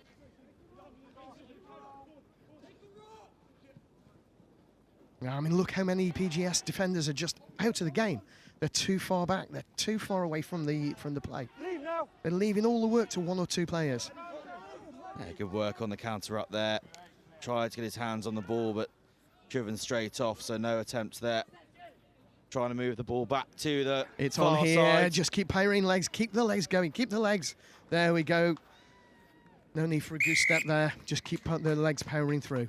Yeah, sometimes you see especially with some of the younger players, that they feel like they need to add that little bit extra, go for the little goose step, go for the Marcus Smith, but actually in cases like that, it's pure pace. Absolutely. I could never do the goose step. Every time I tried, I used to trip over anyway. Probably why they put me in the forward pack. I don't think I've ever seen a hooker do a goose step, but so yeah, I'm don't glad want to watch this one. Try. But as we watch the replay here, they just pull that ball out to the far side. Once they get on the outside here, it's all over. There's nobody folding around from PGS there. They're all static and they're not drifting either. So it's actually quite simple for Tonbridge to get round. They've just got to draw the man and give, and then they've got acres of space to go around the outside. Certainly is. So Tonbridge secured the win there with the final try right at the end, despite thinking that the game was already over beforehand. So the full-time score here, Tonbridge score 22, Portsmouth Grammar School 14.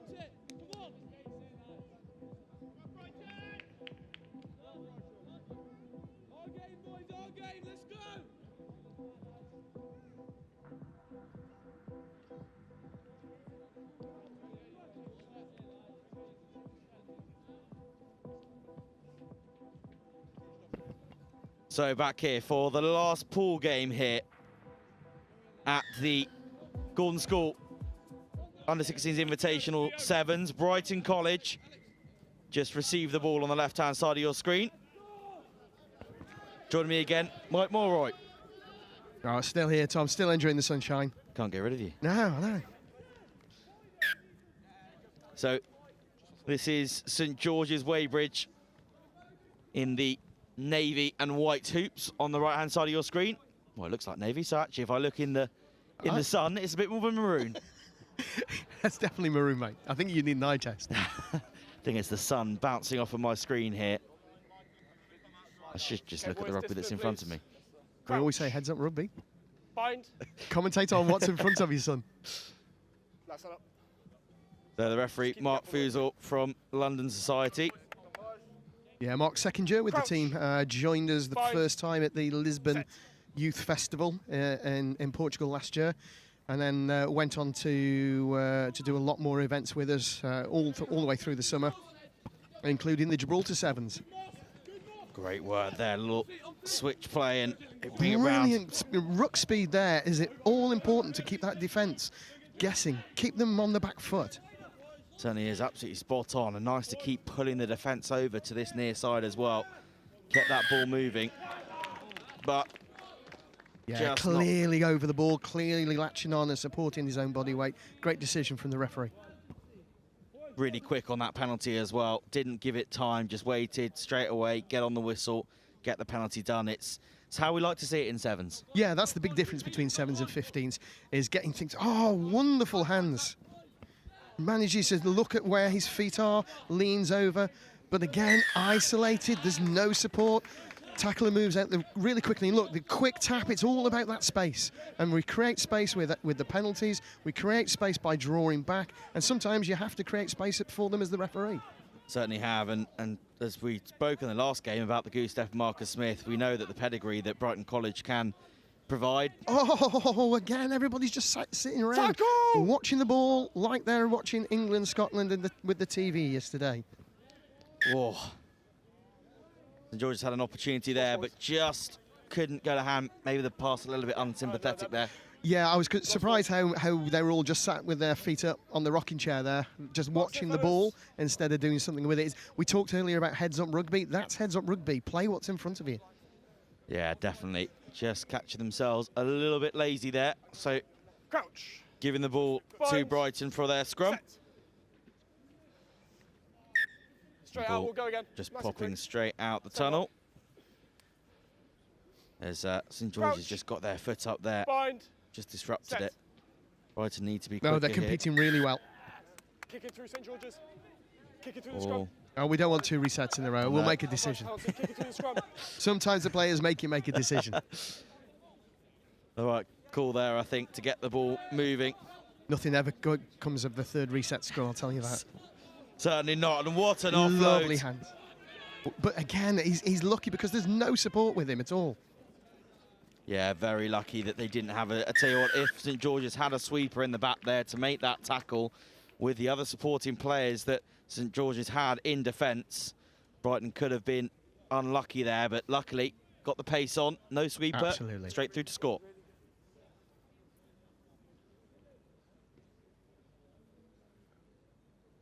So got an opportunity to add the extras. And does so successfully.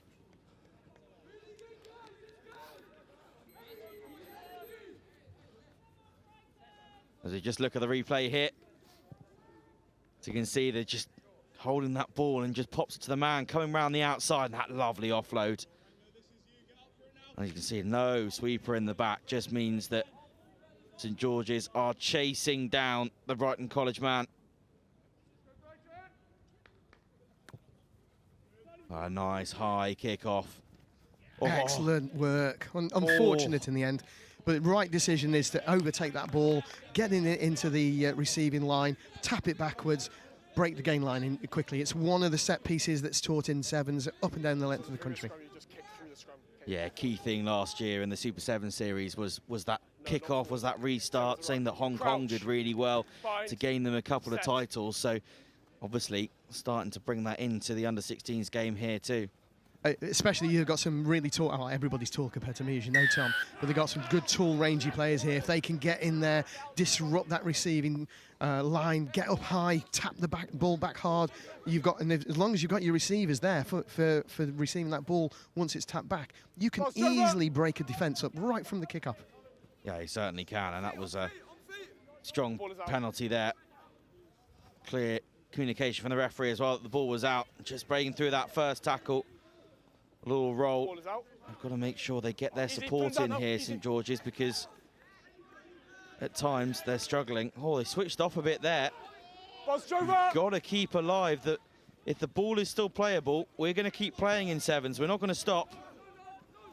That was a wrong decision there, Tom, to miss that man out. I think they needed to go to the seven with the scrum hat on, let him take some meters before coming out to the right-hand side. But again, there's no support at that breakdown. It's going to be a turnover. Yeah. It's not the first one we've had in this game from either side. Both sides have been straight over that ball, trying to win that turnover. And getting the tackle, ball loose on the floor. Okay, it's just been stripped by 13, it's gone forwards. Scrum St George's ball. There was a knock-on by Brighton there. The strip. St George's ball. Sir. Time is off. Time off from the referee. It will be.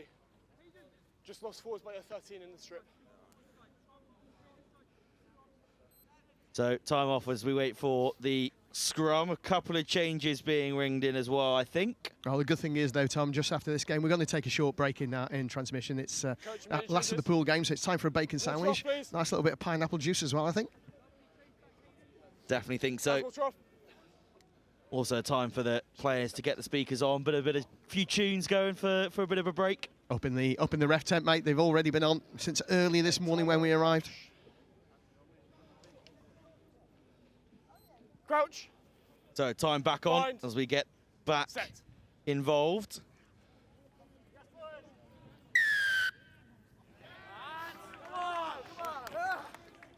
Oh, penalty given. Back in, please. Clearly, they just backed off and swung it around. And Brighton College were driving nicely there. Strong legs going through. Certainly was, and using some football skills to get the ball down deep onto the 5 metre line. I think he plays football. I think you can see that. Got the ball, striked it cleanly. And we can hear the referees watch. I think this is going to be last play. It's either that or the bacon is ready. You don't have to match numbers now. But you need a hooker in. Lads, hold your back line, please. The last play of this first half between Brighton College and St George's. Ball popped up, and you can see people would say that's not straight there, but as we know, the other team didn't pop up, so we've just played on. There's no need to go after those decisions that make no difference. It's a bit of referee interpretation there, because again, as we say, if they've not competed for the ball, they're effectively saying you have it, and we'll deal with it on the next phase. We don't want the line out. We don't want the ball at this point. Exactly that, and then the penalty given away straight away afterwards. So could be opening up here. Needs to just straighten up and give. Oh, stay straight, and he'll get through. Oh. See, he's got strong legs, this lad. Good strength. Excellent offload as well. And now the support's starting to come up, but I think they're still too fragmented. And there we go, the knock-on in front, causing the offside penalty. It's always an unfortunate one, that. Certainly is, especially at schoolboy level. A lot of them won't realise what they're doing and they just think the ball's there, I've got to pick it up. I think that happens in a lot of adult rugby as well, isn't it? Even in internationals, Tom. Even the professional players do that sometimes. Yeah, certainly. Oh. Nice step around the right-hand side and then the left, and keeps going and going, pushing those legs forward. He's scored some really good tries so far this game. Yeah, certainly. And confirmation from the referee that that will be half-time after the conversion attempt. So Brighton College will go into half-time with the lead. Yes. I don't know about you, Tom, but clouds are coming over. It's getting a bit chilly out here. Certainly is. I took my coat off this morning. I think I'm going to have to put my coat back on in a minute. Yeah, just outside the 5, thank you. Provided by our partners Limitless. And the woolly hat as well. I do like my Limitless beanie. It's nice. Keeps your head warm.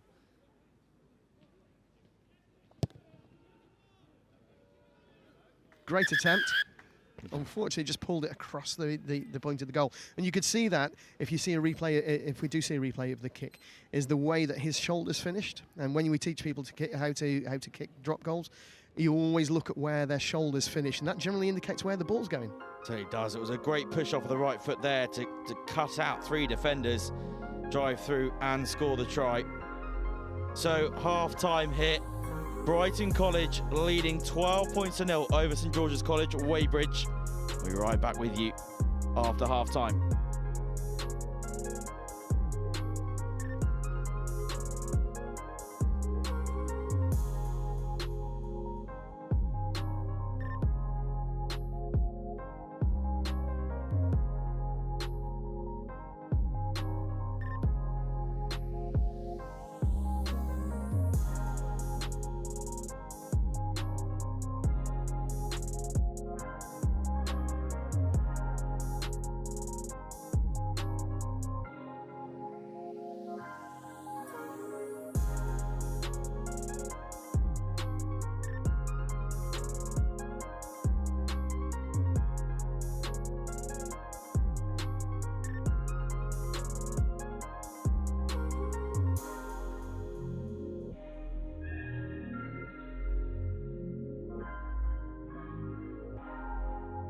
So back on the way here for the second half. It's been a tight game, but Brighton coming out with the lead. Yeah, it doesn't seem like a 12-0 game, does it, Tom? No, it doesn't. It's been a lot tighter. Just some unfortunate patches there for St George's. Meant that they weren't able to capitalise. Good work, 12. Oh, some nice footwork and powering through. The sweeper's in the back, but Sweeper went high though, didn't he? Went high, couldn't get past that big, strong fend off. Needed to get lower. And this, is, of course, is what we're trying to achieve with rugby at the moment, is to get that tackle lower. I mean, I was never taught to tackle up there. I don't know about you, Tom. No, you always got to tackle low, and as a rugby coach myself, you always want to tackle low. Obviously, we know in sevens it does leave that opportunity to get the offload in, but if we watch the replay here, say, just got the ball from the base, picks it up and goes. The support, yeah, there was a little bit of support in, but really, I wouldn't say the sweeper had to worry about the offload. No, not at all there. You can see he's always going to power and try for the fend off there. And, you know, I think that was just down to 2 missed tackles. They just need to be putting their shoulders through rather than their fingertips. Yeah, certainly. The kickoff not going 10 metres, so free kick on the halfway line. And that's something that is peculiar just to sevens, because, of course, normally in the 15-a-side game, they get the option of a scrum or a re-kick. Exactly that, but the ball lost by Brighton. 6 through the middle, please. And penalty given to St George's. That's unfortunate, considering that ball player was isolated. There was no support. If he'd have swung his hips around and coming through the gate, it's a steal all day long. Okay, not on the ball. Yeah, certainly, and it's so clear and open in sevens that the referee can see everything that's going on. There's not other players in the way. Typically, clear line of sight. It's really obvious if you do not come through the gate. Absolutely. And one of the things you'll find as well with, certainly in the senior game, is that the players try and be a little bit more canny. And what they'll do is they'll put their hands on the ball and swing their hips around. But the hips have actually got to come through from the right side first before the hands go on. And that's a way that they're trying to get one over on the referees. Doesn't always work, thankfully. Hooker in, please. I'm sure it doesn't work with the top quality officials provided by sevens referee. Certainly not. And if they did get away with it, I'm sure that you'd give them a good telling off. I think that's one way you could look at it as a telling off. Again, a good step from the site. That number 7, he's a strong player, but I think there again, his support should have come round. He drew 2 defenders. There's nobody out on the right-hand side there, and it just needed to come around the corner again. Getting lucky there as well, Brighton. The pressure and the jackals coming in for St George's, and support just about got there in time. Oh, that pass may come off, but it was a little bit risky. Oh, lucky. He was going to go for the kick. You can see he was getting the ball out in front of him ready, but just in the tackle. I think there were better options there. I think the support player coming on his right shoulder should have swung around. That would have given them a 2-on-1. And if he could have got that pass away, they were there. There was no sweeper at the back for St George's at all. No, I understand it's not a bad option, but obviously with a defender right there on you, you've got to think about what could go wrong and how can I make sure we're successful in this. You've got to look after the ball. That's first and foremost. You can't score tries or points if you don't have the ball. We say it all the time. Yeah, you certainly have. Straight for you, please. Crouch. Bind. Set. Oh, a strong push there from Brighton College, but the ball comes out pretty cleanly for St George's. A strong fend off in the tackle there. Just went too high again.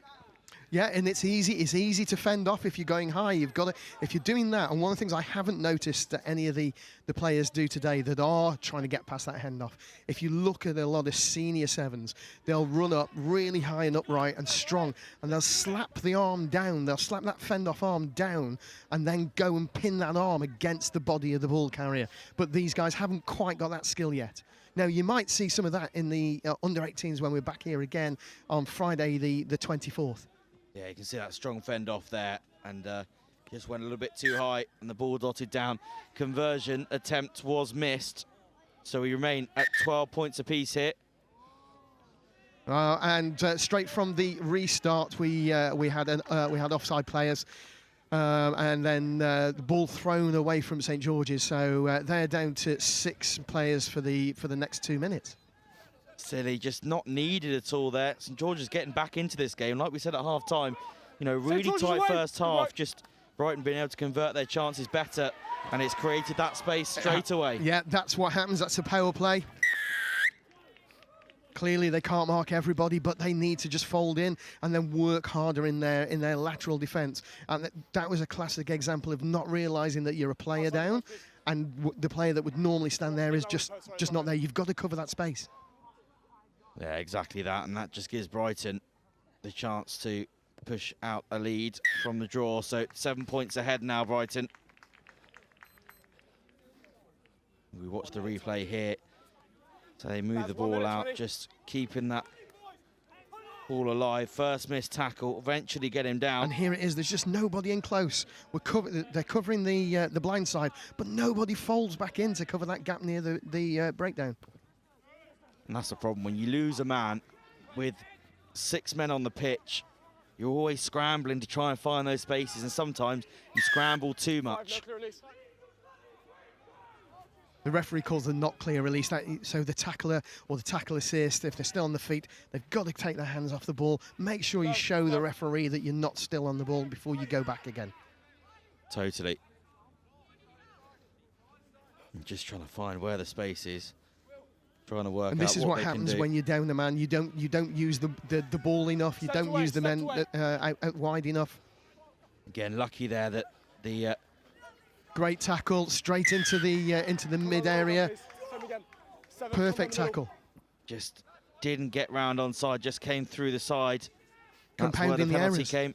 Certainly is. And you don't be giving away penalties like that when you are up a man. But the clear out has come through the side. It's a common case when you are trying to really push hard to make sure that you get the ball, or the jackler off of the ball rather. It's really key. Oh, and Brighton very clever there to realise that time was dead. Well, I think the referee's had the new watch. It's been beeping all the way through the game as he's putting his scores in. It certainly has. So that is the last of the pool games here this morning at Gordon School, and Brighton College in a tight encounter here with St George's College Weybridge. Really fought hard and they come out on top 19 points to 12. We're going to take a little bit of a lunch break here now. Join us back at 20 to 1 o'clock, so 12:40 p.m. for the semi-final of the bowl competition. Thanks, Mike. Thank you, Tom. And we'll see you guys very shortly.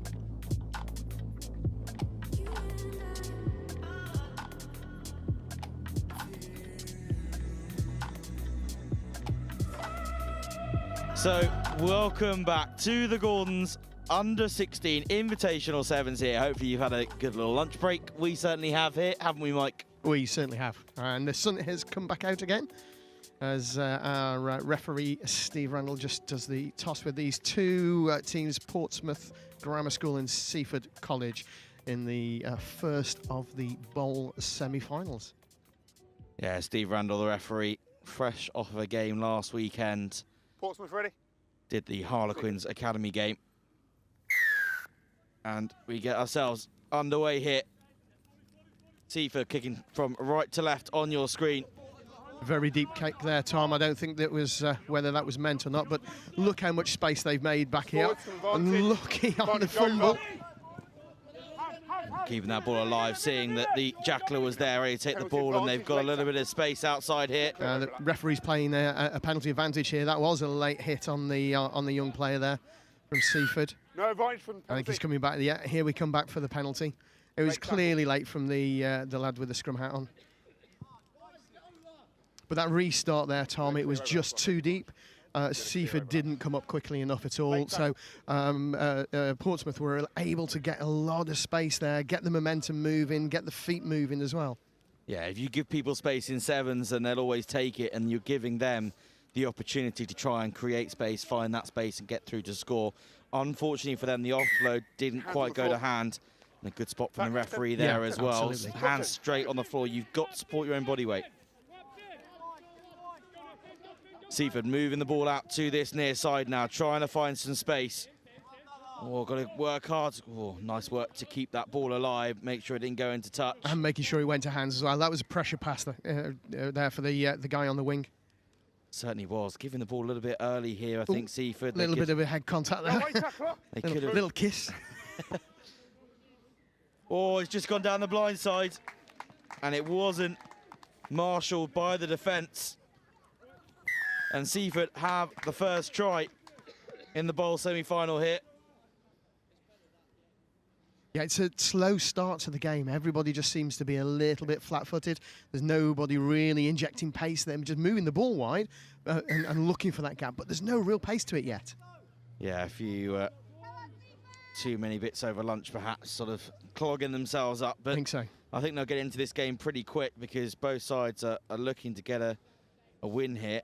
We're down to the knockout phases, so can't afford anything else, as you see. Just really simple, seeing the space, looking up and going forwards. And it took a little while for Portsmouth to actually realise what was going on there. They could have blocked that support much easier than they did. Absolutely, and again, a really deep kick here from Seaford at the restart. I don't know what their tactics are, but they're allowing Portsmouth to come at them. Certainly are, and if you have good, strong pressure on, then it makes sense and it'll be worth it, but they're not chasing that ball quick enough. No, that was you've gone past the gain line, you've taken people out of the game, and then there's no support. You could see the ball carrier wanted that offload, he wanted to pop it to a support player, but nobody was with him. Seaford now have the ball. Just don't know about you, Mike. For me, Seaford just not taking the ball up to the defensive line. They're passing it a bit too early, so they're never tying in any of those defenders. 100% agree with you, mate. They are, I don't know what it is. As I say, it just seems a little bit flat. There's no dynamism at all to the game so far. And as you say, they're not drawing any defenders. They're not creating space for themselves. They're not creating any openings and opportunities. No, exactly that. And there's wait for the scrum, a reminder that there are the two bowl semi-finals being played now, two Shield finals.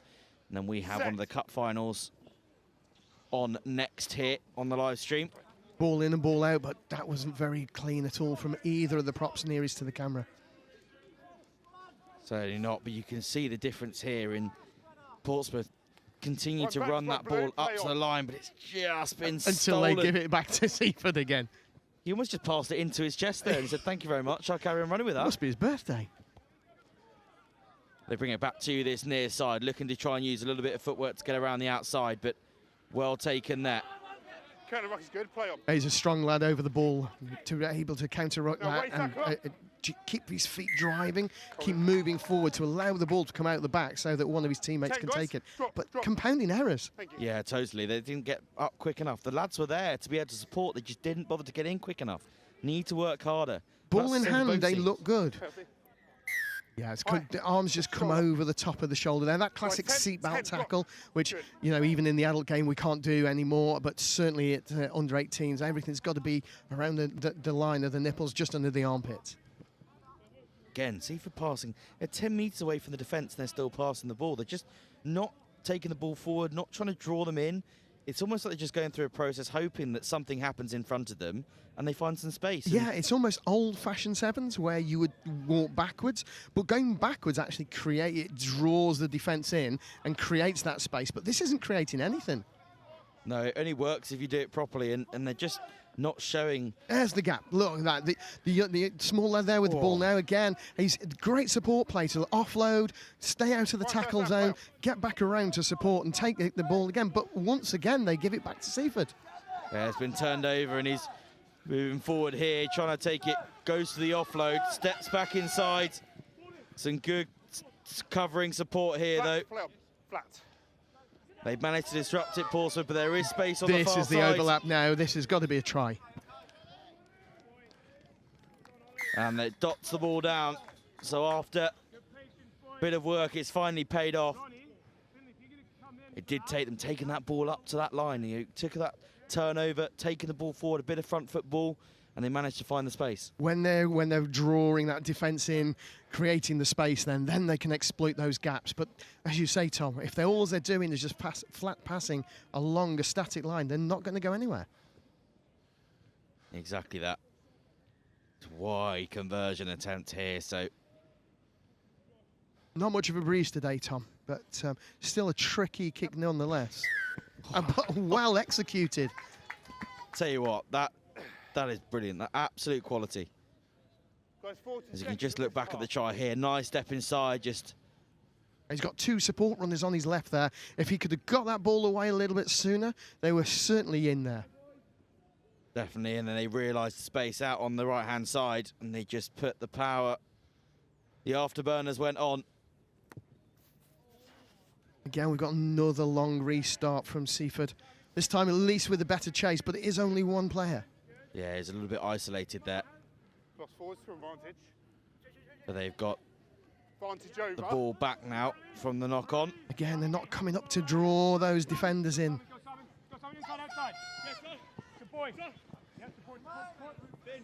And it's down this near side each time. They're not taking the ball up. The defence push over, and they've got the opportunity to push them into touch. That's 3 times now they've had to panic, get that ball offloaded back inside to make sure they don't go into touch. Yeah, exactly, Tom. Half time. Well, that takes us to half-time then. So a strong first half from Seaford College. 2 converted tries gives them the lead. 14 points to 0 over Portsmouth Grammar School. And hopefully we'll see some more exciting rugby, I'm sure, in the second half.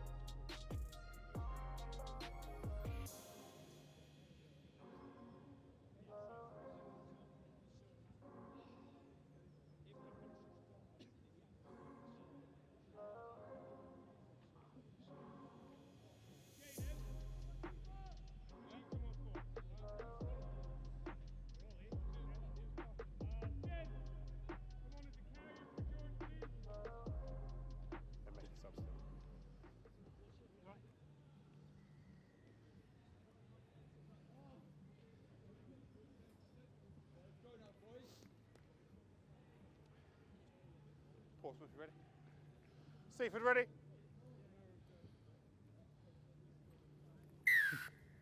Lovely. And we get ourselves underway here for the second half.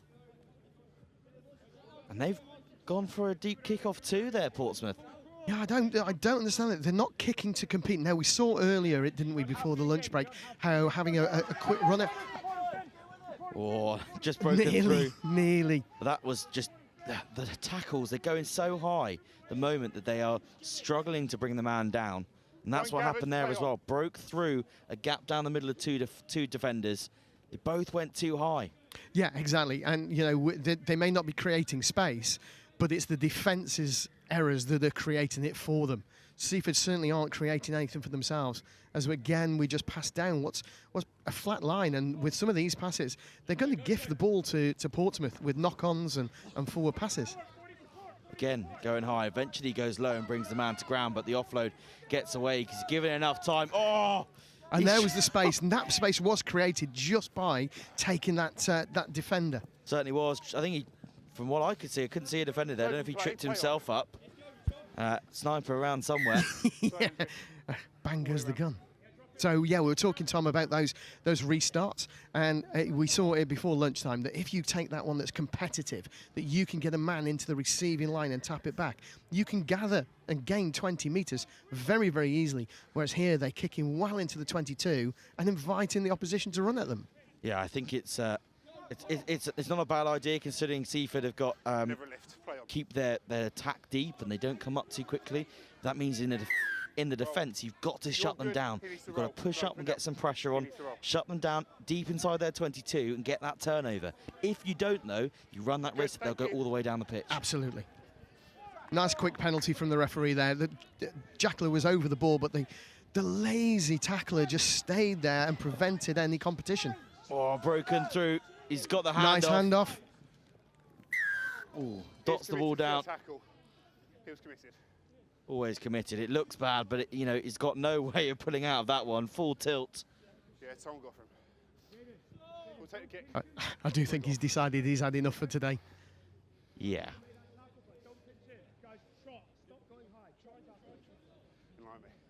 It's a tiring game, sevens, especially when you've been at it all day, obviously.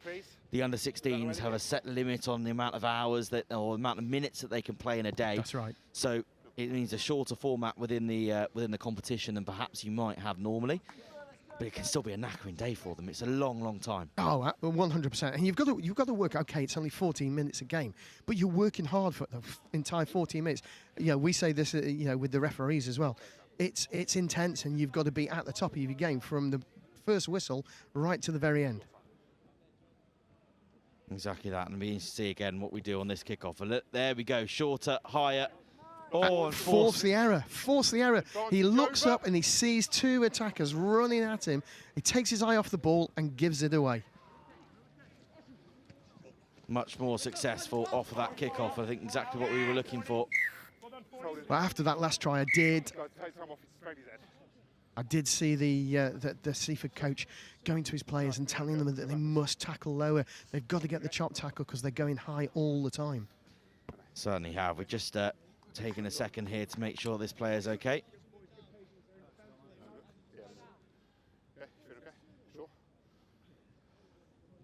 But yeah, it's good work to get over that ball, get that turnover nice and quickly, make sure, you know, we know that seconds make the difference in sevens. It's just those seconds. Getting on the ball 2 seconds before the supporting players can get in, make sure you get your hands on it and get that lift. You should get that penalty straight away. Absolutely. And you should, you know, if you can get there, it doesn't even need to be 2 seconds, just a split second, and you're a barrier then for the opposition. Totally, and Steve picked up on that one really quickly there, which is what you like to see. Obviously slowed down to make sure that the player was okay. An interesting kick that, because there was no sweeper in the backfield there for Portsmouth at all, but they chose to go towards the touchline. I think the clever, the sensible kick there is to kick towards midfield, which gives both of your attacking sides a chance to come in and towards the ball. So you stand a good chance of getting it. Well, just knocked on the top of the line out there, so playing advantage, but nothing came. So it will be a scrum on the 15-metre line. A little bit unfortunate and a little bit frustrating for Portsmouth there, especially as they thought they were through from that loose ball that was kicked through. Definitely, it's a nice idea from the scrum half there, but just not quite been successful. Come on, let's go, please. Keep that space. Crouch.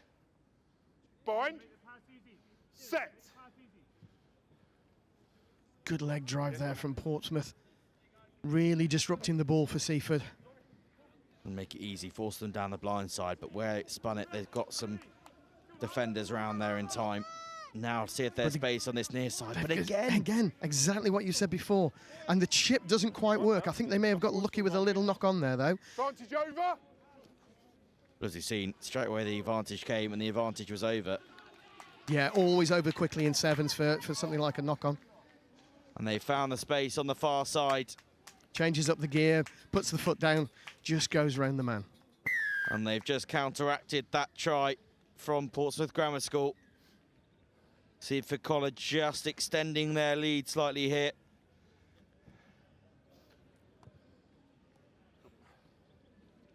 Another miss from in front of the sticks. We've seen a few of those today on this pitch here, Tom. Yeah, I think sometimes, you know, you can get a bit confident thinking that we're only in front of the sticks, I should be able to nail this, and actually, you've got to be on it. You've got to make sure You've watched my drop kicking, haven't you? I have. I know that I wouldn't elect you as our kicker. Neither would I. You've got to make sure that you get the kick through. Every single point matters because tries can come so quickly. Oh, 100%. And every point counts in sevens. Certainly does. Portsmouth Grammar School come back with 2 quick tries now, and those conversions will make every single difference. Definitely. And Portsmouth using the referees a roundabout to... I think he's going to be in trouble here. He's clearly gone with one hand. There's no cover behind him.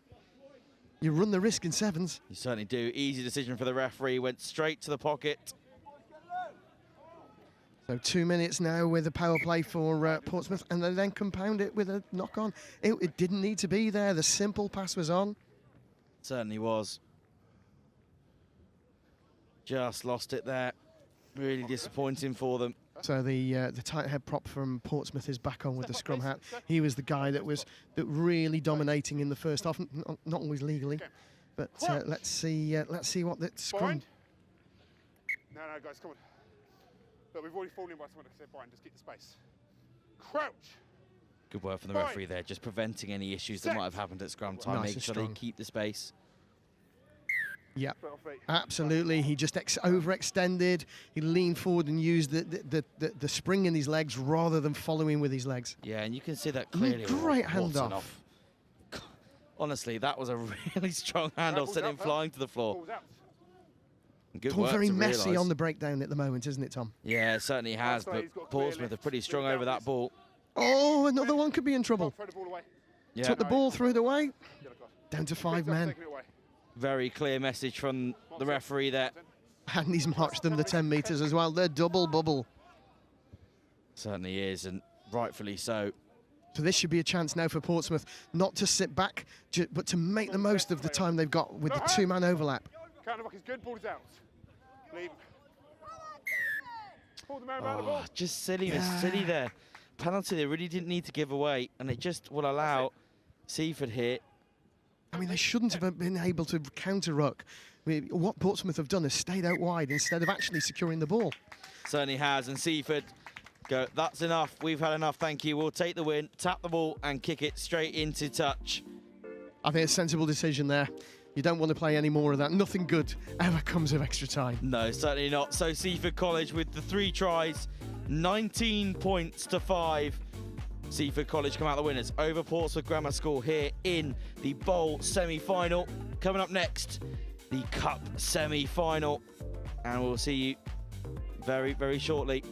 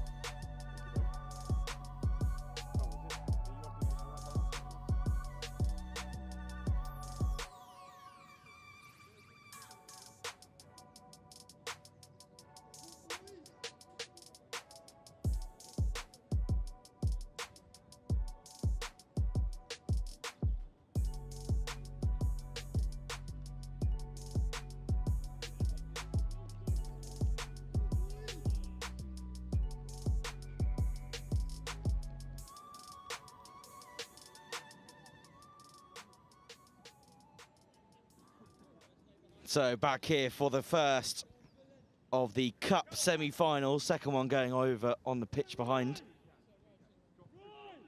Referee Dean Crossley. Just come back from a little holiday himself, so he's enjoying the sun, I'm sure. Yeah, he did say it's a little bit colder than Cancun, though. Just a little bit. Oh, and he takes a tumble doing the kick. That's a first for the sevens this tournament. Yeah, Ipswich School kicking off from right to left on your screen in the navy And that goal kick. sniper's back again. He's just taken out 2 players and the referee. Dean working incredibly hard now to get back to his feet and get forward. Great goodness cover. me. Great cover. Great work to get back there. Well, I think that's definitely a fine for falling over 2 players on the pitch. But yeah, that's gutting for Tunbridge there. You thought he was clean away. You'd bet any money on scoring that, but to be fair, it was a great chase. Great chase, great tackle, smothered the ball, forced the knock on. He did. Oh, great, strong. And then move it away from contact if they can. Oh, nice. All he's going to do is go around the outside, and they do get their try. And how they change that point of contact. The easy option there could have really been to step it right again and just come in on the short, but he chose to go wide, move that away from the defenders, pull that defender, pass it out wide. He allowed them to be much more successful. But the conversion attempt is not, so it holds it at 5 points to 0. Just look at the raw power here.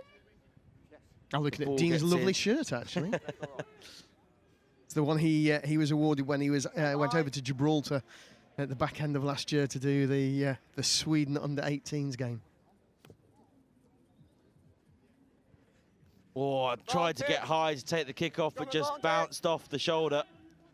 So, playing advantage for the knock-on. Lost a little bit of shape there, Tonbridge. Not sure what they were trying to achieve. I don't think they knew what they were trying to achieve. I think they're trying to get back to the rest of their players. Great knowledge there. Tried the offload and knocked it back towards his own team, the Ipswich player. So did really well on a good offload as he goes down to ground there, trying to get past the Nobody to defender. support him though. There we go. Turnover ball. Oh, no clear release. Great eyes from Dean. Oh! He read that pass from a mile away. It was like Jackanory. He's a predator. He's a true predator of the ball. Certainly was. Managed to go through and pinch the ball out of thin air. He knew it was coming. He was waiting for it. Absolutely. The crowd gushing about that move.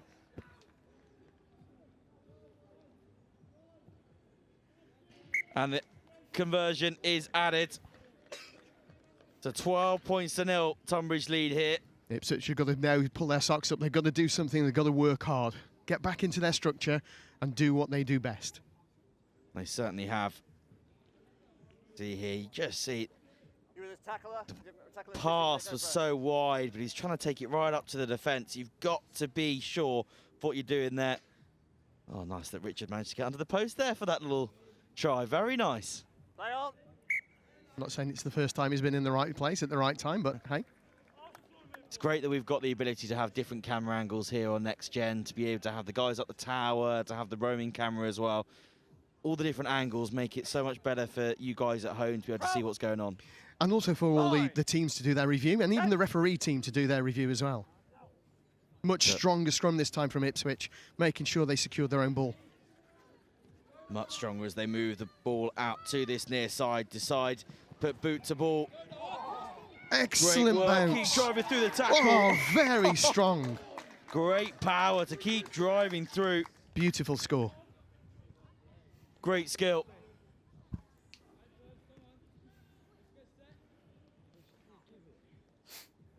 Brilliant try. Just used all his power and strength to keep driving forwards, pumping those legs. Get himself over the whitewash. Great strike. Oh. From the touchline.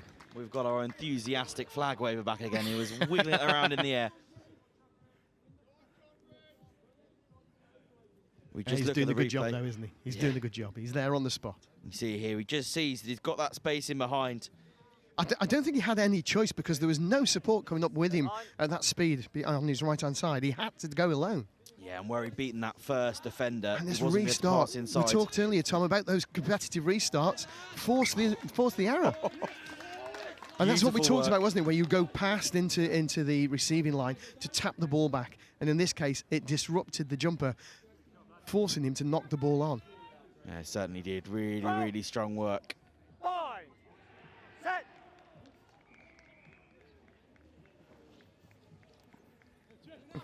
Rather disruptive scrum there, but Ipswich still had the ball. Moving it over to the left-hand side, powering through again. Really strong legs from Tonbridge. Still Really on is. his feet, still going. They can get quick ball here.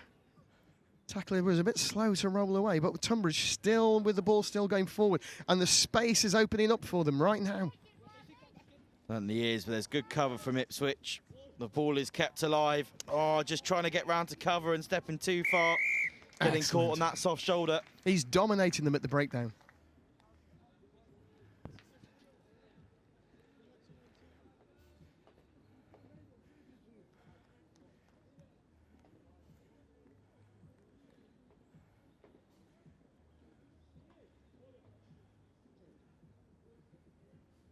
See if we can make the conversion attempt, or just going to It's put good it to effort, the though. right-hand It's side. good effort.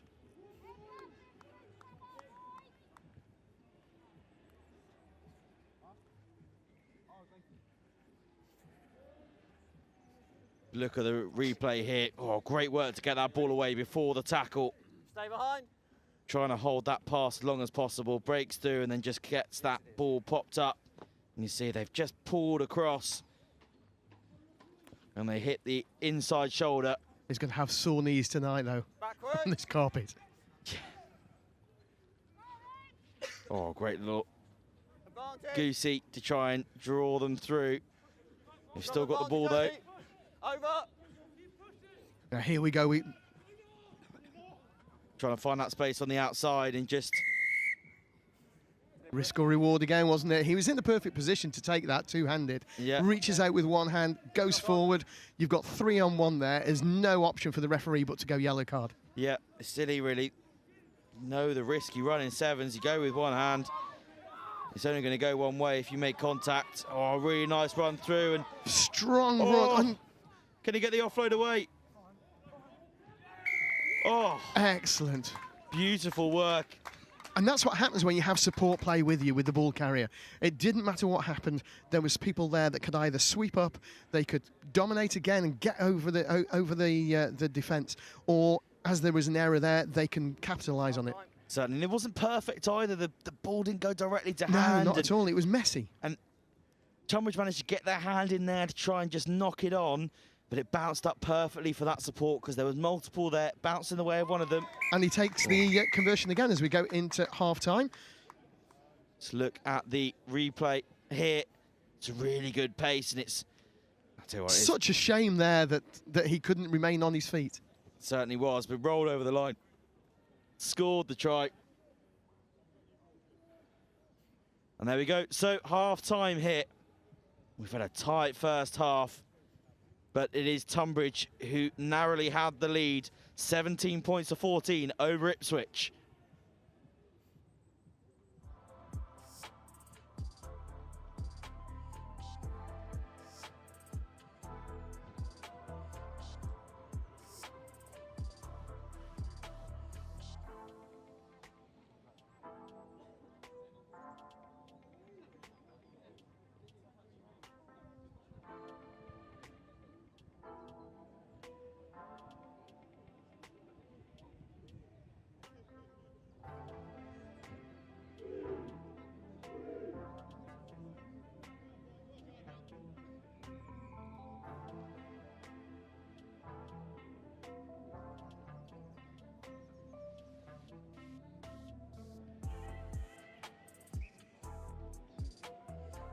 Well, Tom, just about to kick off again for the second half of this first Cup semi-final. Close game. Certainly is. Are you doing a selfie video there, Tom, while you're commentating? Boomerang. Got to get the social media in. What's your handle on Instagram? I won't plug myself too much. Make sure you're following NextGen15, that's for sure. Just poor timing there, unfortunately. Penalty only, nothing more than that in this case, Tom. No, it wasn't too dangerous. It was just silly. Oh, just kept hold of it. Oh, unlucky there, just to knock it on. Fumbled the ball to begin with before he popped it back up, and that just allowed for the knock-on that came afterwards. Slowed down that timing. If we got that offload straight away, we could have had a really exciting thing on there. Absolutely. You've got to get that timing right. Time your pass when you've got to draw the man, get rid of it just at the right time so that they can't move, but also that your players stand a chance of getting forward. Totally. As they look to come to this near side, and they've just gone through a gap, but great. Nice acceleration from Tonbridge there, Tom. Yeah, but he's just spun around on the ball. We've spoken about it a few times. Yellow card back on. As the yellow card comes back onto the field for Tunbridge. Brings it back up to the full complement. Sorry, what? Trying to find some space, and they might find some down this near side. The sweep is in, but there's some good support on the inside. Brilliant support line. Perfect support line. Measured it with a ruler. Able to coast in underneath the sticks. It's going to take his time as well. It looks like Richard's managed to walk the length of the pitch in half-time and got round to the other end. Certainly has. Going to get us a nice view. I hope he doesn't go underneath the crossbar here, because Richard could be in trouble. Over it goes. Richard safe. Tonbridge are safe with the extra 2 points. Pushes their lead out to 10 points now, so they're out of a score.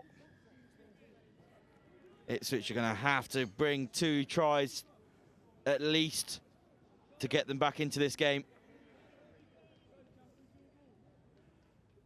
Let's go. Just look at the replay. Taking his sweet time. That time the kick going probably a little bit Just deeper a bit than too they long, wanted. wasn't it? Unable to get there to really compete and force that error. It was good speed from Tunbridge, but it was just a little bit too far. Good power through the tackle there.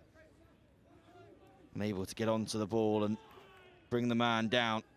Ball's out. As Ipswich look to pull it wide now, they go for the missed pass. Oh, nice footwork, trying to break the ankles. It was a little bit unlucky because Tonbridge did shoot out of the line, creating a broken through huge another dogleg. tackle. And the offload again, straight down the middle. He's going to get all the way. Yes, he does. That's the key, that excellent support again. And look what happens if you've got men there that you can offload to, that can support you, that can help to secure the ball. Really is key. Puts Ipswich straight back into the game and straight back to a 3-point deficit.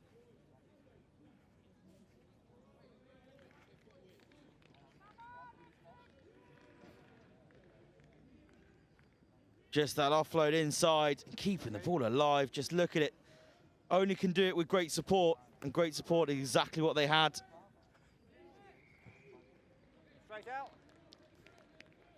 Oh, and the kick going straight out, so we come back for a free kick on the halfway line.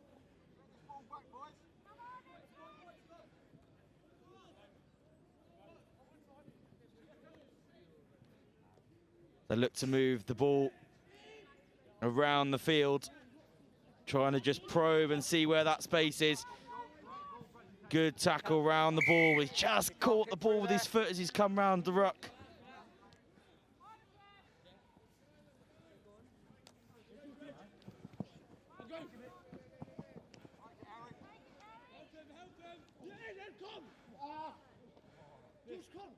Trying to find that space again, pushing forward. Pop back inside. Oh, and just that little show and goes. He's powering through. Can he get all the way? He's holding it back on his tail. Goodness me. Does the ball pop out? It does. Can they find the space here? Some good defence from Ipswich. Oh, nice offload. But they're cutting back in towards the support. But can he get over the line? Yes, he can.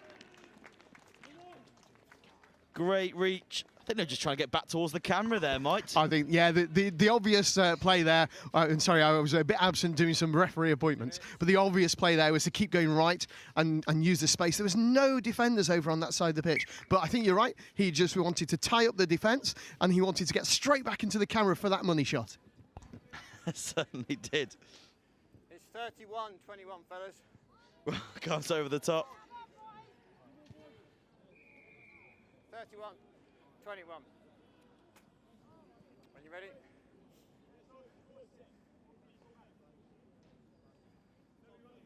Let's go, come on.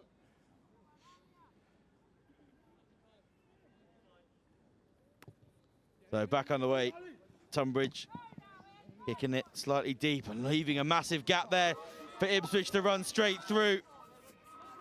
Keeping the power on. Oh, he's being chased. The dive isn't successful. Dots the ball straight down.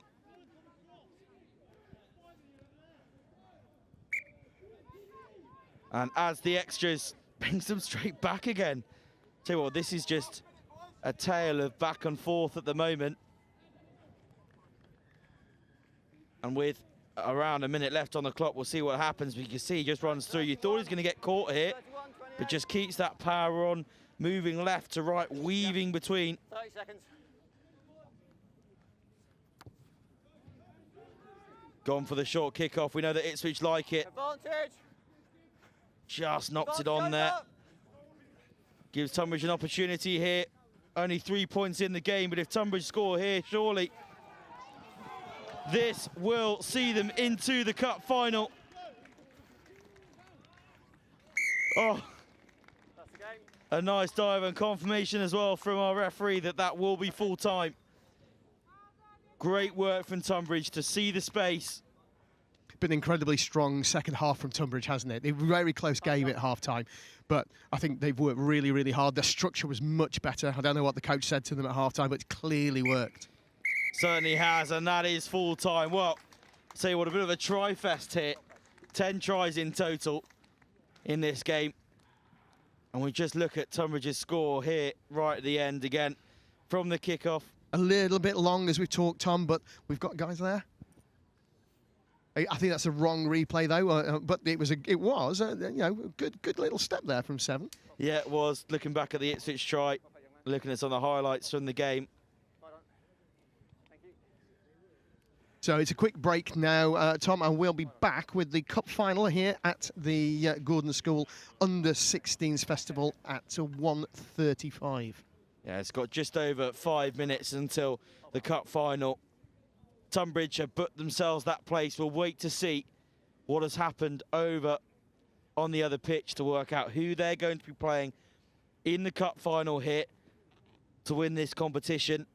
Previous winners, the Oratory School back in 2018. Obviously, we all know what happened in 2019, 2020 and 2021. So no tournaments through those years, but last year Ipswich School were the winners. So they've been knocked out here in the semi-final. So it will be Tunbridge, and we'll let you know as soon as possible who they are going to be playing in the cup final here in 5 minutes' time.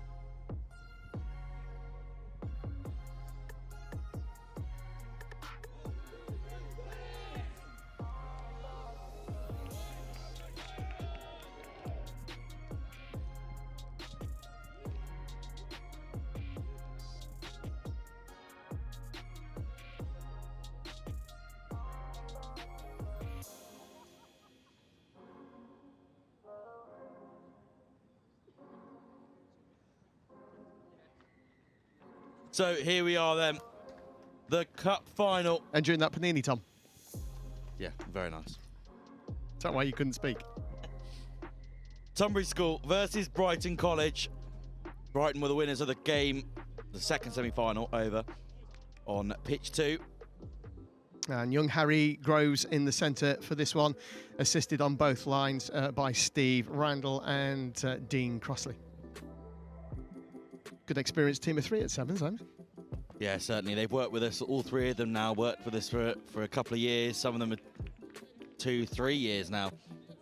Yeah, absolutely, and that's the key, isn't it? That we keep these, and we've had new referees here with us for the first time on this tournament, and they'll be carrying on throughout this this coming summer. Yeah, Dean was out in Dubai a couple of months ago, and the other 2 will be looking forward to many Sevens competitions to come. Back off, Black. That's a really competitive restart kick, isn't it? And nothing there. That was a good competition between 2 players jumping for the ball. Yeah, it was right on the 10-metre line as well. Absolutely spot on. That's what you'd expect from the cup final. Tonbridge looked to move the ball around. Staying on his feet as long as he can to get that decent offload away. Very strong play. Advantage, knock on only. Just a knock on in the tackle. I'm not convinced on that one. I think that was that swinging arm. We often say that if it's a short arm coming in to make the tackle, it would be a knock on only. I'm just not convinced that wasn't a swinging arm round. Yeah, he's just given it a go there, isn't he? And tried a little bit of risk and reward, and he's got away with it this time. Yeah.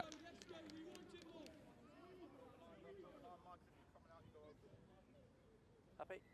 We get set for the scrum. Bind. Saw Tonbridge in the last game putting some leg drive in, and they were pretty strong. So see where they drive. You can see how they set. See with the 2 props with really long legs, but the hooker staying underneath. That means that they can come out of that scrum really, really quickly. Oh, good work to wrap them up around the ball on the tackle, but they've left the blind side a little bit short. But great work to tackle him into touch. You can see how much it means to Brighton. They're all up for this game, aren't they? Definitely are. I'm sure Tunbridge and Brighton would have seen each other a fair few times over the years, only being an hour or so away from each other. I'm sure they make trips to play each other in friendlies and in cup and league competitions. Great steal. I just think that Brighton just made that gap too short for themselves then. They stepped in once, and then they stepped in again before the line out. Easy to read and easy to steal for the big lad from Tonbridge. Certainly was, and a great handoff there and break through the tackle with the offload. Strong legs again, really driving through that tackle. Taking them into the 22, just taking a second to recompose themselves. Trying to come back to this near side. A little bobble of the ball there, but they keep it in hand. It's like herding hamsters at the moment. Oh, there's seeing the gap. Space. Big gap left there. Great work to cover around and tackle. But it took 3 of them, didn't it? Take your time. Time off. That was a big hit on a small lad, that wasn't it? 3 of them. I thought if they could have got the ball away then. 3 men caught in that tackle zone. The try was on, but it was a great steal to bounce back to his feet, come through the gate, get his hands over the ball. Yeah, it certainly was. Really great work to get onto it. We're just going to take a minute here just to make sure the players aren't. They've had a whole day here, these players so far. But a long, long day. This is the last game. They've got to put their all into it, but it's really important to conserve themselves. It's a long 14 minutes. Yeah, it's been relentless. They haven't had much break. They've had pool games on four pitches, so that doesn't leave a lot of rest time. We've increased the rest time between the semi-final and the final just to help them to recompose and get some fluids and a bit of food on board as well. But it's such a busy day. It certainly is, and just making sure that the lad on the floor there gets all the treatment he needs, and it gives the time for both teams to just have a little bit of a chat. We have obviously got 2 proper ARs. Let's just make sure we're working back at every breakdown, please. The referee, Harry Groves, reminding them to make sure they get back on side, reminding them that it's not just 1 pair of eyes, there's 3 pair of eyes on them today. And not just 3 pairs of eyes, but of course they're with the referee team sponsor AXOE, providing the communication systems. These guys are talking to each other constantly, as well as talking to all the players from the middle and the sideline. So hopefully nothing gets missed. And it's a step up again for the players, knowing now that there's 3 officials. Yeah, exactly. I think it's probably a great experience for someone to be able to have referees with that much. As much as it may mean you can't get away with as much, it also means the opposition can't get away with as much. Yeah, absolutely. It's the same for both teams, and it's a great experience for them.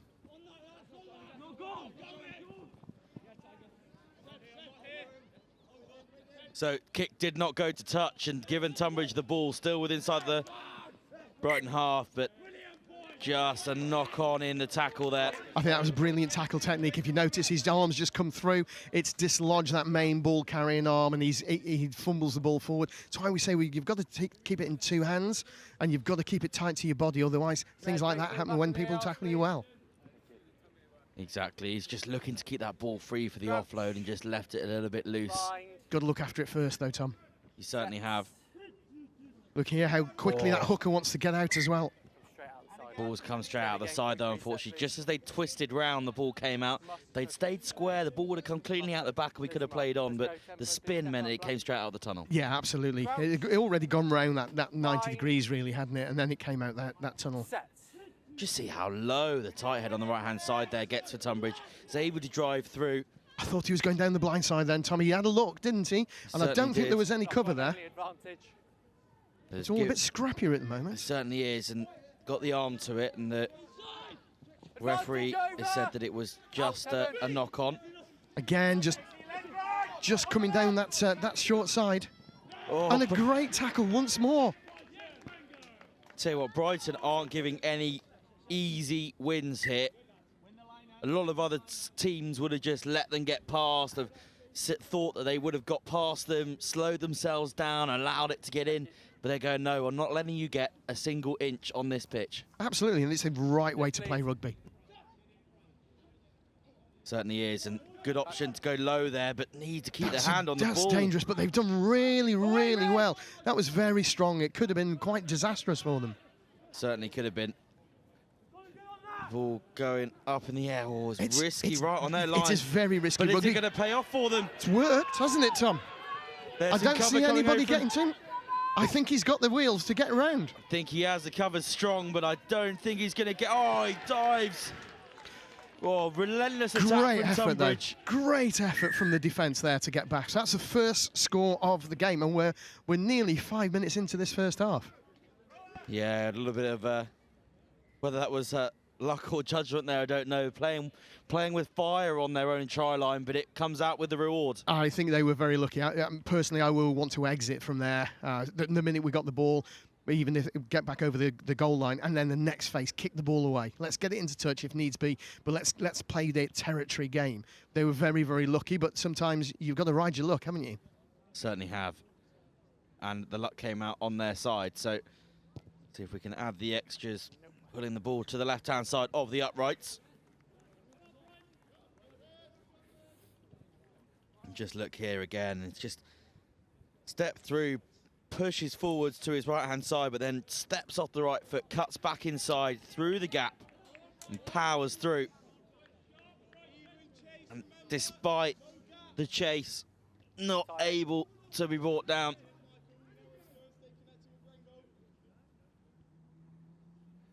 So 1 more minute left of this first half. It's been a heavy Tunbridge attacking display, but some strong defence from Brighton, and has allowed Brighton to take the opportunity when it came to them.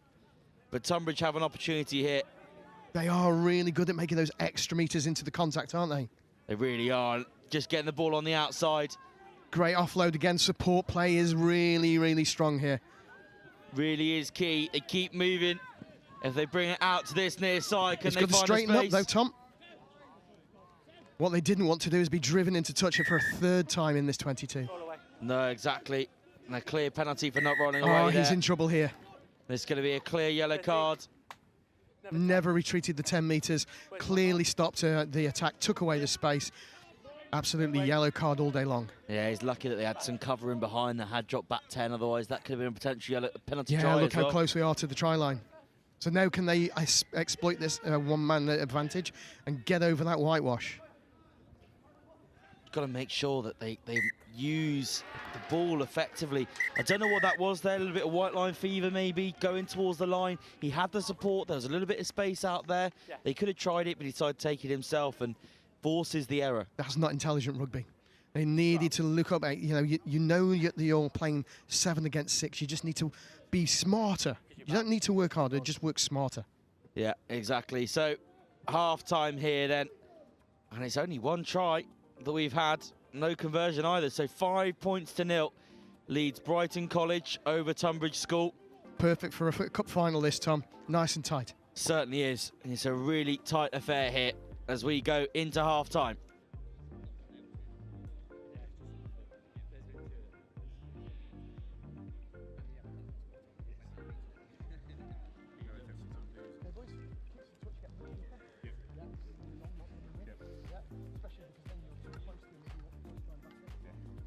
Trying to manage the 10 first and then I went on. That's his job. Yeah. If it's coming your side, you go for it. If it's the other side, you get it set.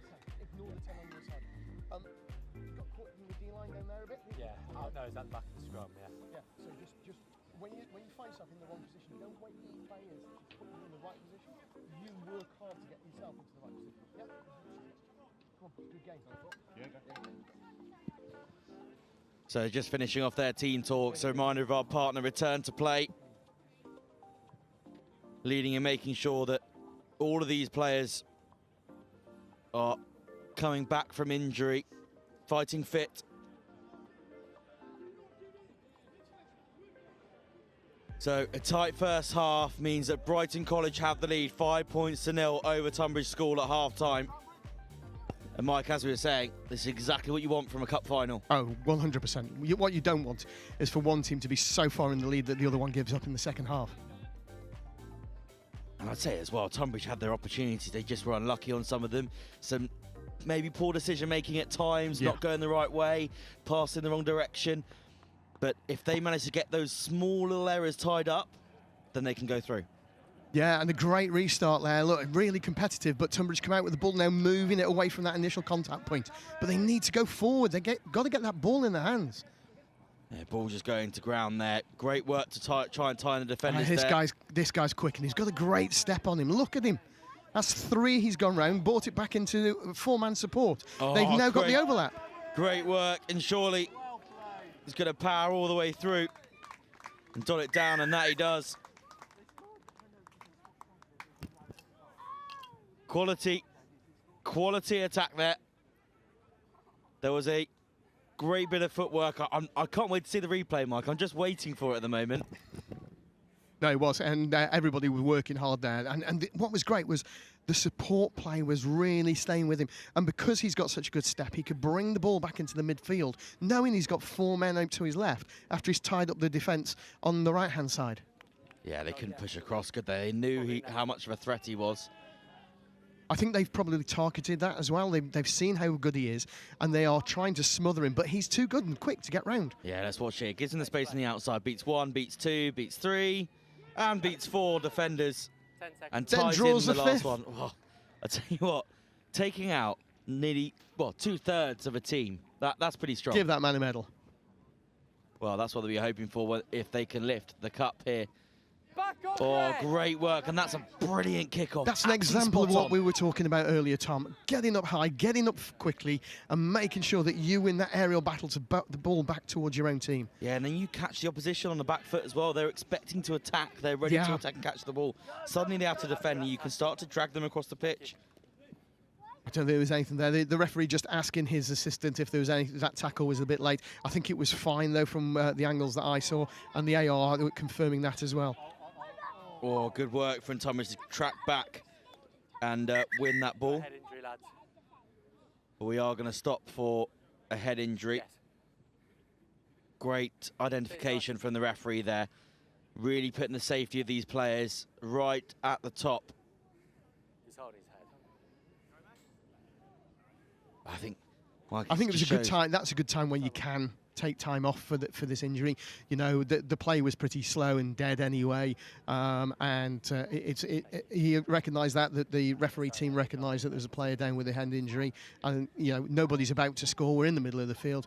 Yeah, player safety, player welfare. We'll take the time off and we'll look after the players. Yeah, exactly that. And it's just obviously now 5 points apiece. Both teams are really having to have a chat together. I think you can see Brighton there. We're in possession, And Tom, you've been a referee as well on the series with us. What goes through your mind if you know you're deep into the second half? It's 5-all now in the cup final. What do you have to do mentally to you know when the time's off?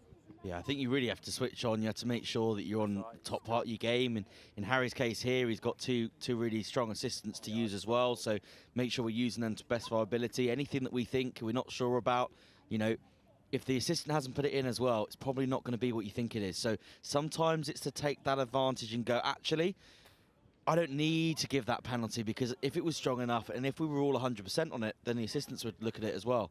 But at the same time, as soon as a penalty presents itself and you need to give it, the speed at which you give it is so important. Allows the attack to really jump on the ball, play quickly, and hopefully get us out of a draw. Yeah, absolutely, 100%. Well, time's back on in this cup final here at Gordon's School under-16s, and we're restarting with a scrum to Tonbridge. Say, well, not just as a referee, but as a coach, I don't like it either. If we're drawn close towards the end of the game, it puts your pressure on a little bit. Just a little. Just a little. Interesting strike there. That the Brighton loosehead deliberately went round the corner and then tried to hook the ball as it was coming out of the scrum. That was a lovely little play there, and good work. It's key in sevens that you follow your pass, go and support. You might be able to become that extra man on the outside. Tonbridge doing that really well. Yeah, it was a good one. He's very, very clear that there was no clear release there. You've got to get those hands off the ball before you can go back on. But the one thing I do like about the shape of Tonbridge as well, if you look at them when they come away from a breakdown, when they've got the ball, let's see if it. Oh no, we've got an offload here.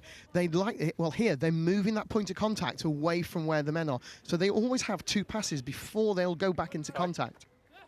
Certainly do, and once again, it's strong Tonbridge attack, but. Tell you what, it's a brick wall from Brighton at the moment. They're not getting past.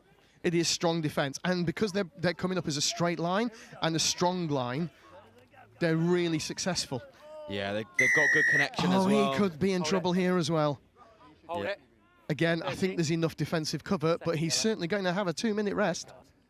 It's a red card. It's a second one. Oh, it's the same player. Hold it. Oh, goodness me, we've had a red card in the cup final here. First one of the day as well, first one of the tournament. It is, I don't know whether thankfully is the right word, but it's for a double yellow. It's 2 technical offences. It's the right decision. It certainly is the right decision. And Brighton, unfortunately, are going to be the rest of this game now, down to 6 men, and straight away, Tunbridge pounce. Yeah, they capitalise on that immediately, and that's what you have to do with the power play. And you know, the referee was right. It is that risk and reward, and he's done it twice, and he's got yellow carded twice for it. You'd think he'd learn after the first one. You'd hope so, but alas, no. And so we have a red card in the final. And people do say, look, it changes the dynamic, it changes the paradigm as well. And yes, of course it does, because they're playing with one last man. But it is the right thing, because they are the ones that were infringing, particularly that close to the line on both occasions. Like you said earlier in the first half, Tom, it could have been worse. It could have been a penalty try. Yeah, definitely. Head, Lucky you had some support there, and timing. You can just see his Tonbridge literally really simple. Just pick up the ball. White, let's go, please. Tonbridge restart, kicking a bit to the side and trying to compete on it. Well, you know what they're doing. They're trying to get their speedster up there off the line really quickly, and hopefully by putting it there, he can compete. He's got great hands, great feet. If he gets the ball in that situation, he's through in scoring. Yeah, totally. Red receiver. Red receiver. Just didn't start as wide. They started quite narrow. They pulled their players across. They just didn't push down the line, and therefore he's running an angle across to try and get into that ball. I think if he started out on the touchline and run through, he's in a really good position. Yeah, I totally agree. I was going to say that was taken just inside the 5.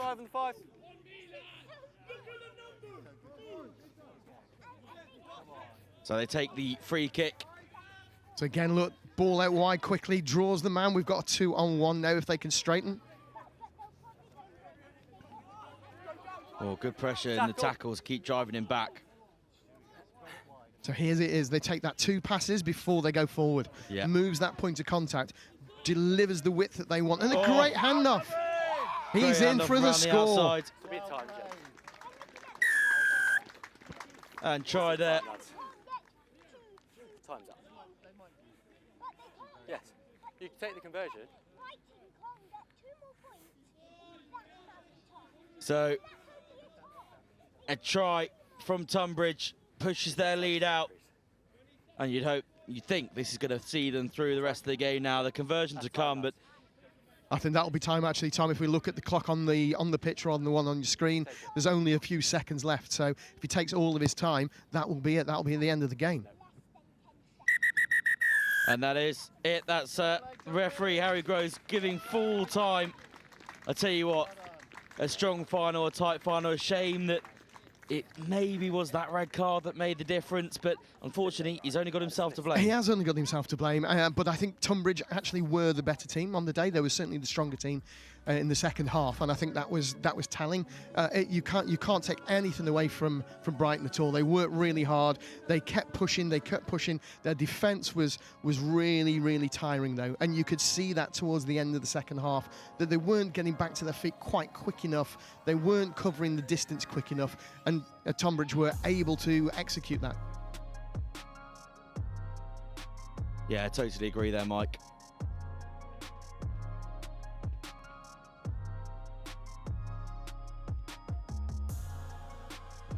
So another great exhibition of sevens rugby at schoolboy level here at Gordon School.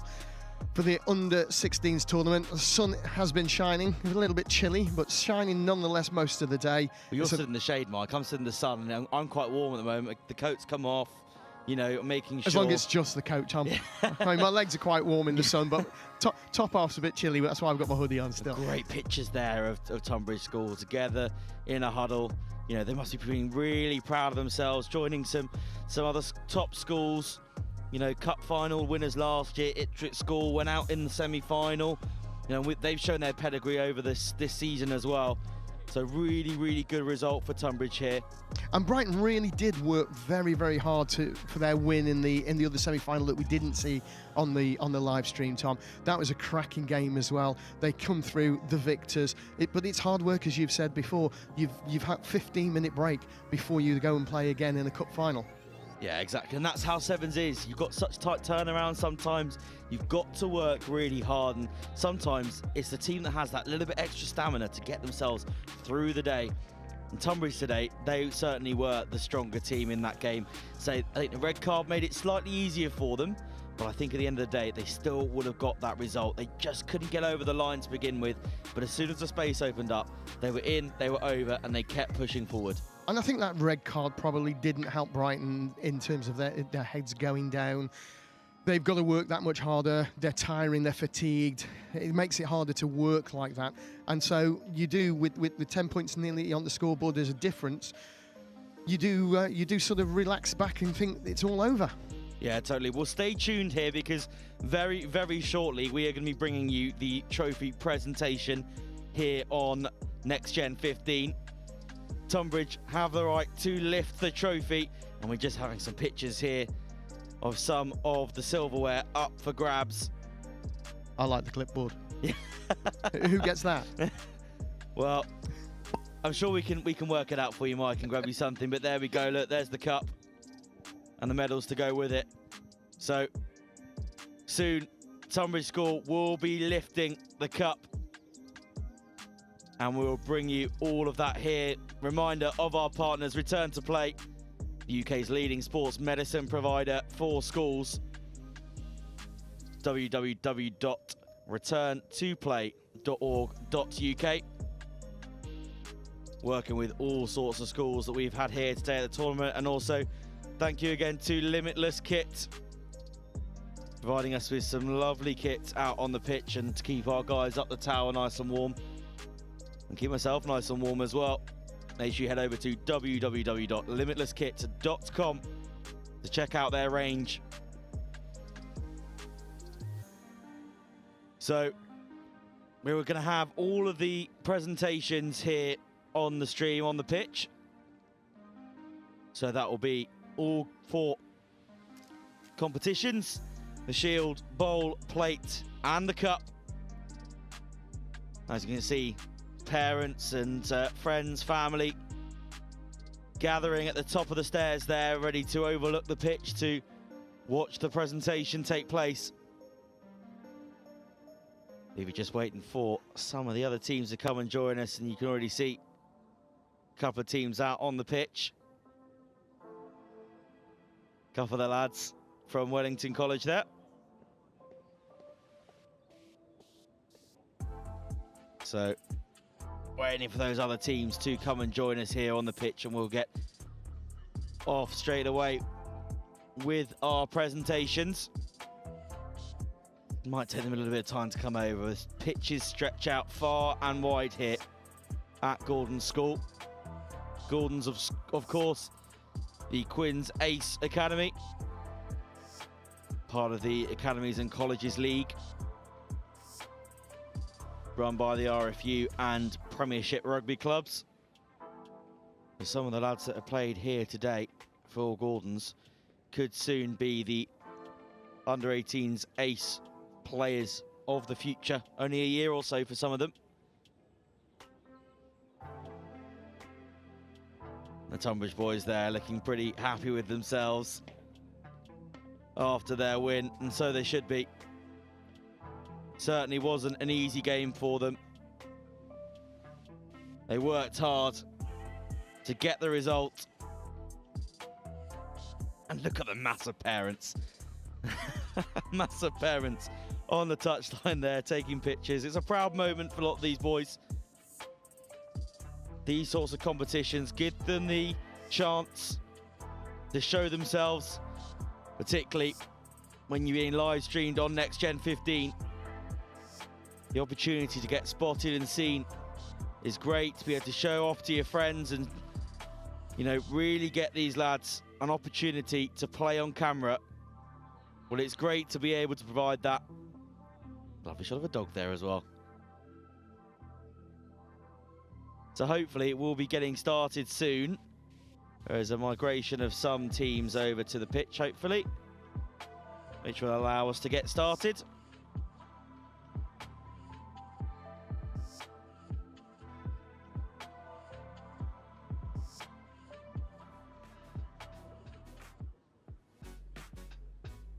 So I've just had confirmation. Wellington won 45 points to 7 in the Plates final against Mill Hill School. Mill Hill School on this pitch earlier looked pretty strong. So obviously Wellington done well to get past them.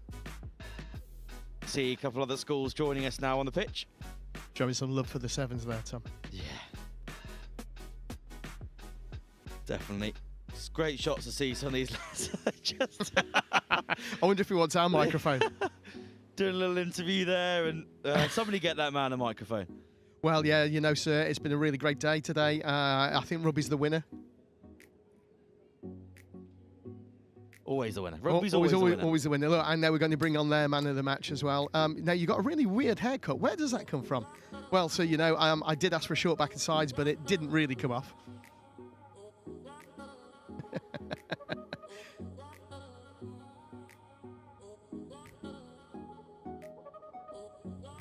Fair play to this coach, though, this teacher. He's really keeping this going. If only we really knew what he was saying. It's probably much worse than we could imagine anyway.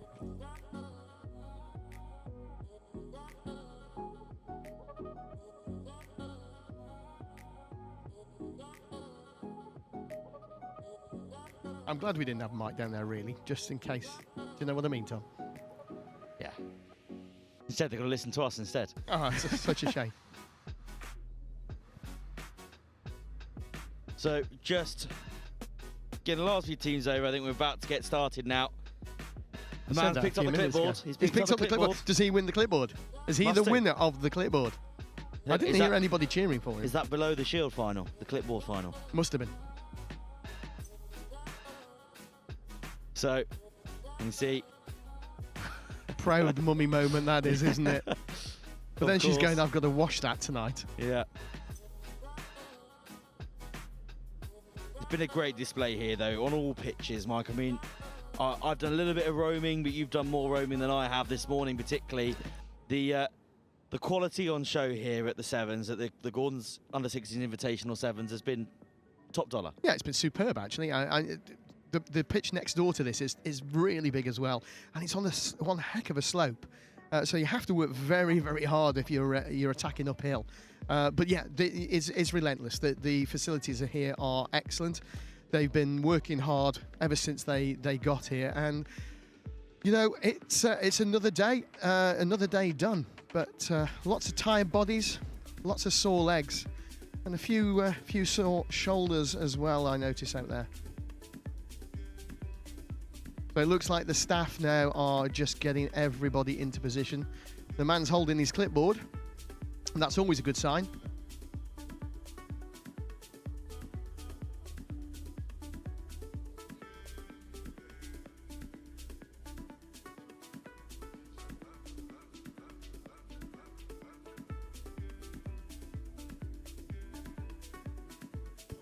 So yeah, it's you see the lads coming down the steps now, out onto the pitch. I think this is the team we've been waiting for, so they're obviously taking their time to get over. But if they've come over from the back pitch, then it is going to take a while. So, gathering up now.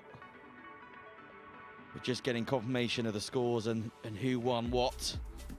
So we can bring that to you live as soon as they get awarded.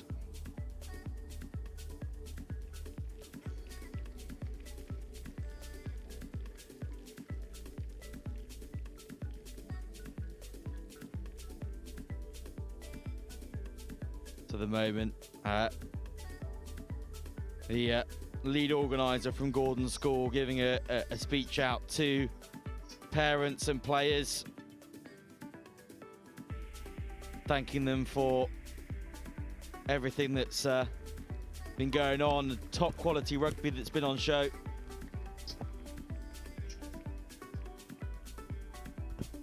Thanking all the medical staff and everyone else involved here in the Gordon's Invitational Under-16 Sevens. There's a lot of work that goes into making something like this work effectively, Mike. 100%, yeah. You know, these guys have been preparing this for well over a month with us. And you know, you've got to get these people out on a Sunday. You've got to get the schools all together, make sure that the grounds are all in tip-top condition, and then we've got the catering that's been here really busy. So, the Shield final, 26 points to 17. Hurstpierpoint came out the winner over on pitch 4. So St George's in the bowl, winning 26 points to 14 over on pitch 3. Coming forward and collecting. Sometimes I think the bowl looks nicer than some of the others. Oh, 100%, nice. Yeah. It looks much nicer on the mantelpiece. It's Trinity captain just receiving the Wellington captain receiving the plate trophy, which they won over on pitch 2. Of course, now finally the cup final winners, Tunbridge beating Brighton. Coming up and getting all their team medals as well as their trophy. They get the special treatment. Here come the medals. Some tired bodies looking out there, isn't there, Tom? Definitely, definitely. It's been a long day. I think that lad earlier was injured his shoulder in an earlier game, so hopefully he's not too bad and just needs to rest it up. Yeah, he's got it in the sling at the moment. I did say when it happened that it looked like he just landed on the point of his shoulder, maybe a bit of a damage to the rotator cuff. So they've all got their medals now, and it's time to present them with the cup. And we'll head over under the posts for them to get their final photo taken and to properly celebrate their victory. So I'm not sure whether this is the first time they've entered this competition, but they're not amongst any of the previous winners over the last few years. So either they've been unlucky and been the runners-up, or they've not entered. But this is the first time they're going to lift a trophy here at the Gordon's Under-16s. So we'll just watch the final scenes here. The winners of the Gordon's Under-16 School Invitational Competition 2023. Tonbridge School. And you've got to say, Tom, deserved winners as well in that game. Certainly is. Well, thank you, Mike. Thank you to Gordon School for today. And thank you, everyone at home, for joining us here on Next Gen 15. It's been a pleasure to bring you this coverage. We look forward to bringing you some more rugby very, very soon in the future. And don't forget, Tom, we'll be back here again on the 24th of February for the nighttime under-18s tournament. I think if this tournament has been anything to show, the under-18s is going to be even better. But you're not going to be there, are you, Tom? You're not joining us because Tom is off to somewhere a little bit warmer. Tom, you're off to where? Going to be off to Gibraltar. So we're going to finish up there. Thanks for joining us at home, and we will see you very, very soon. Bye-bye.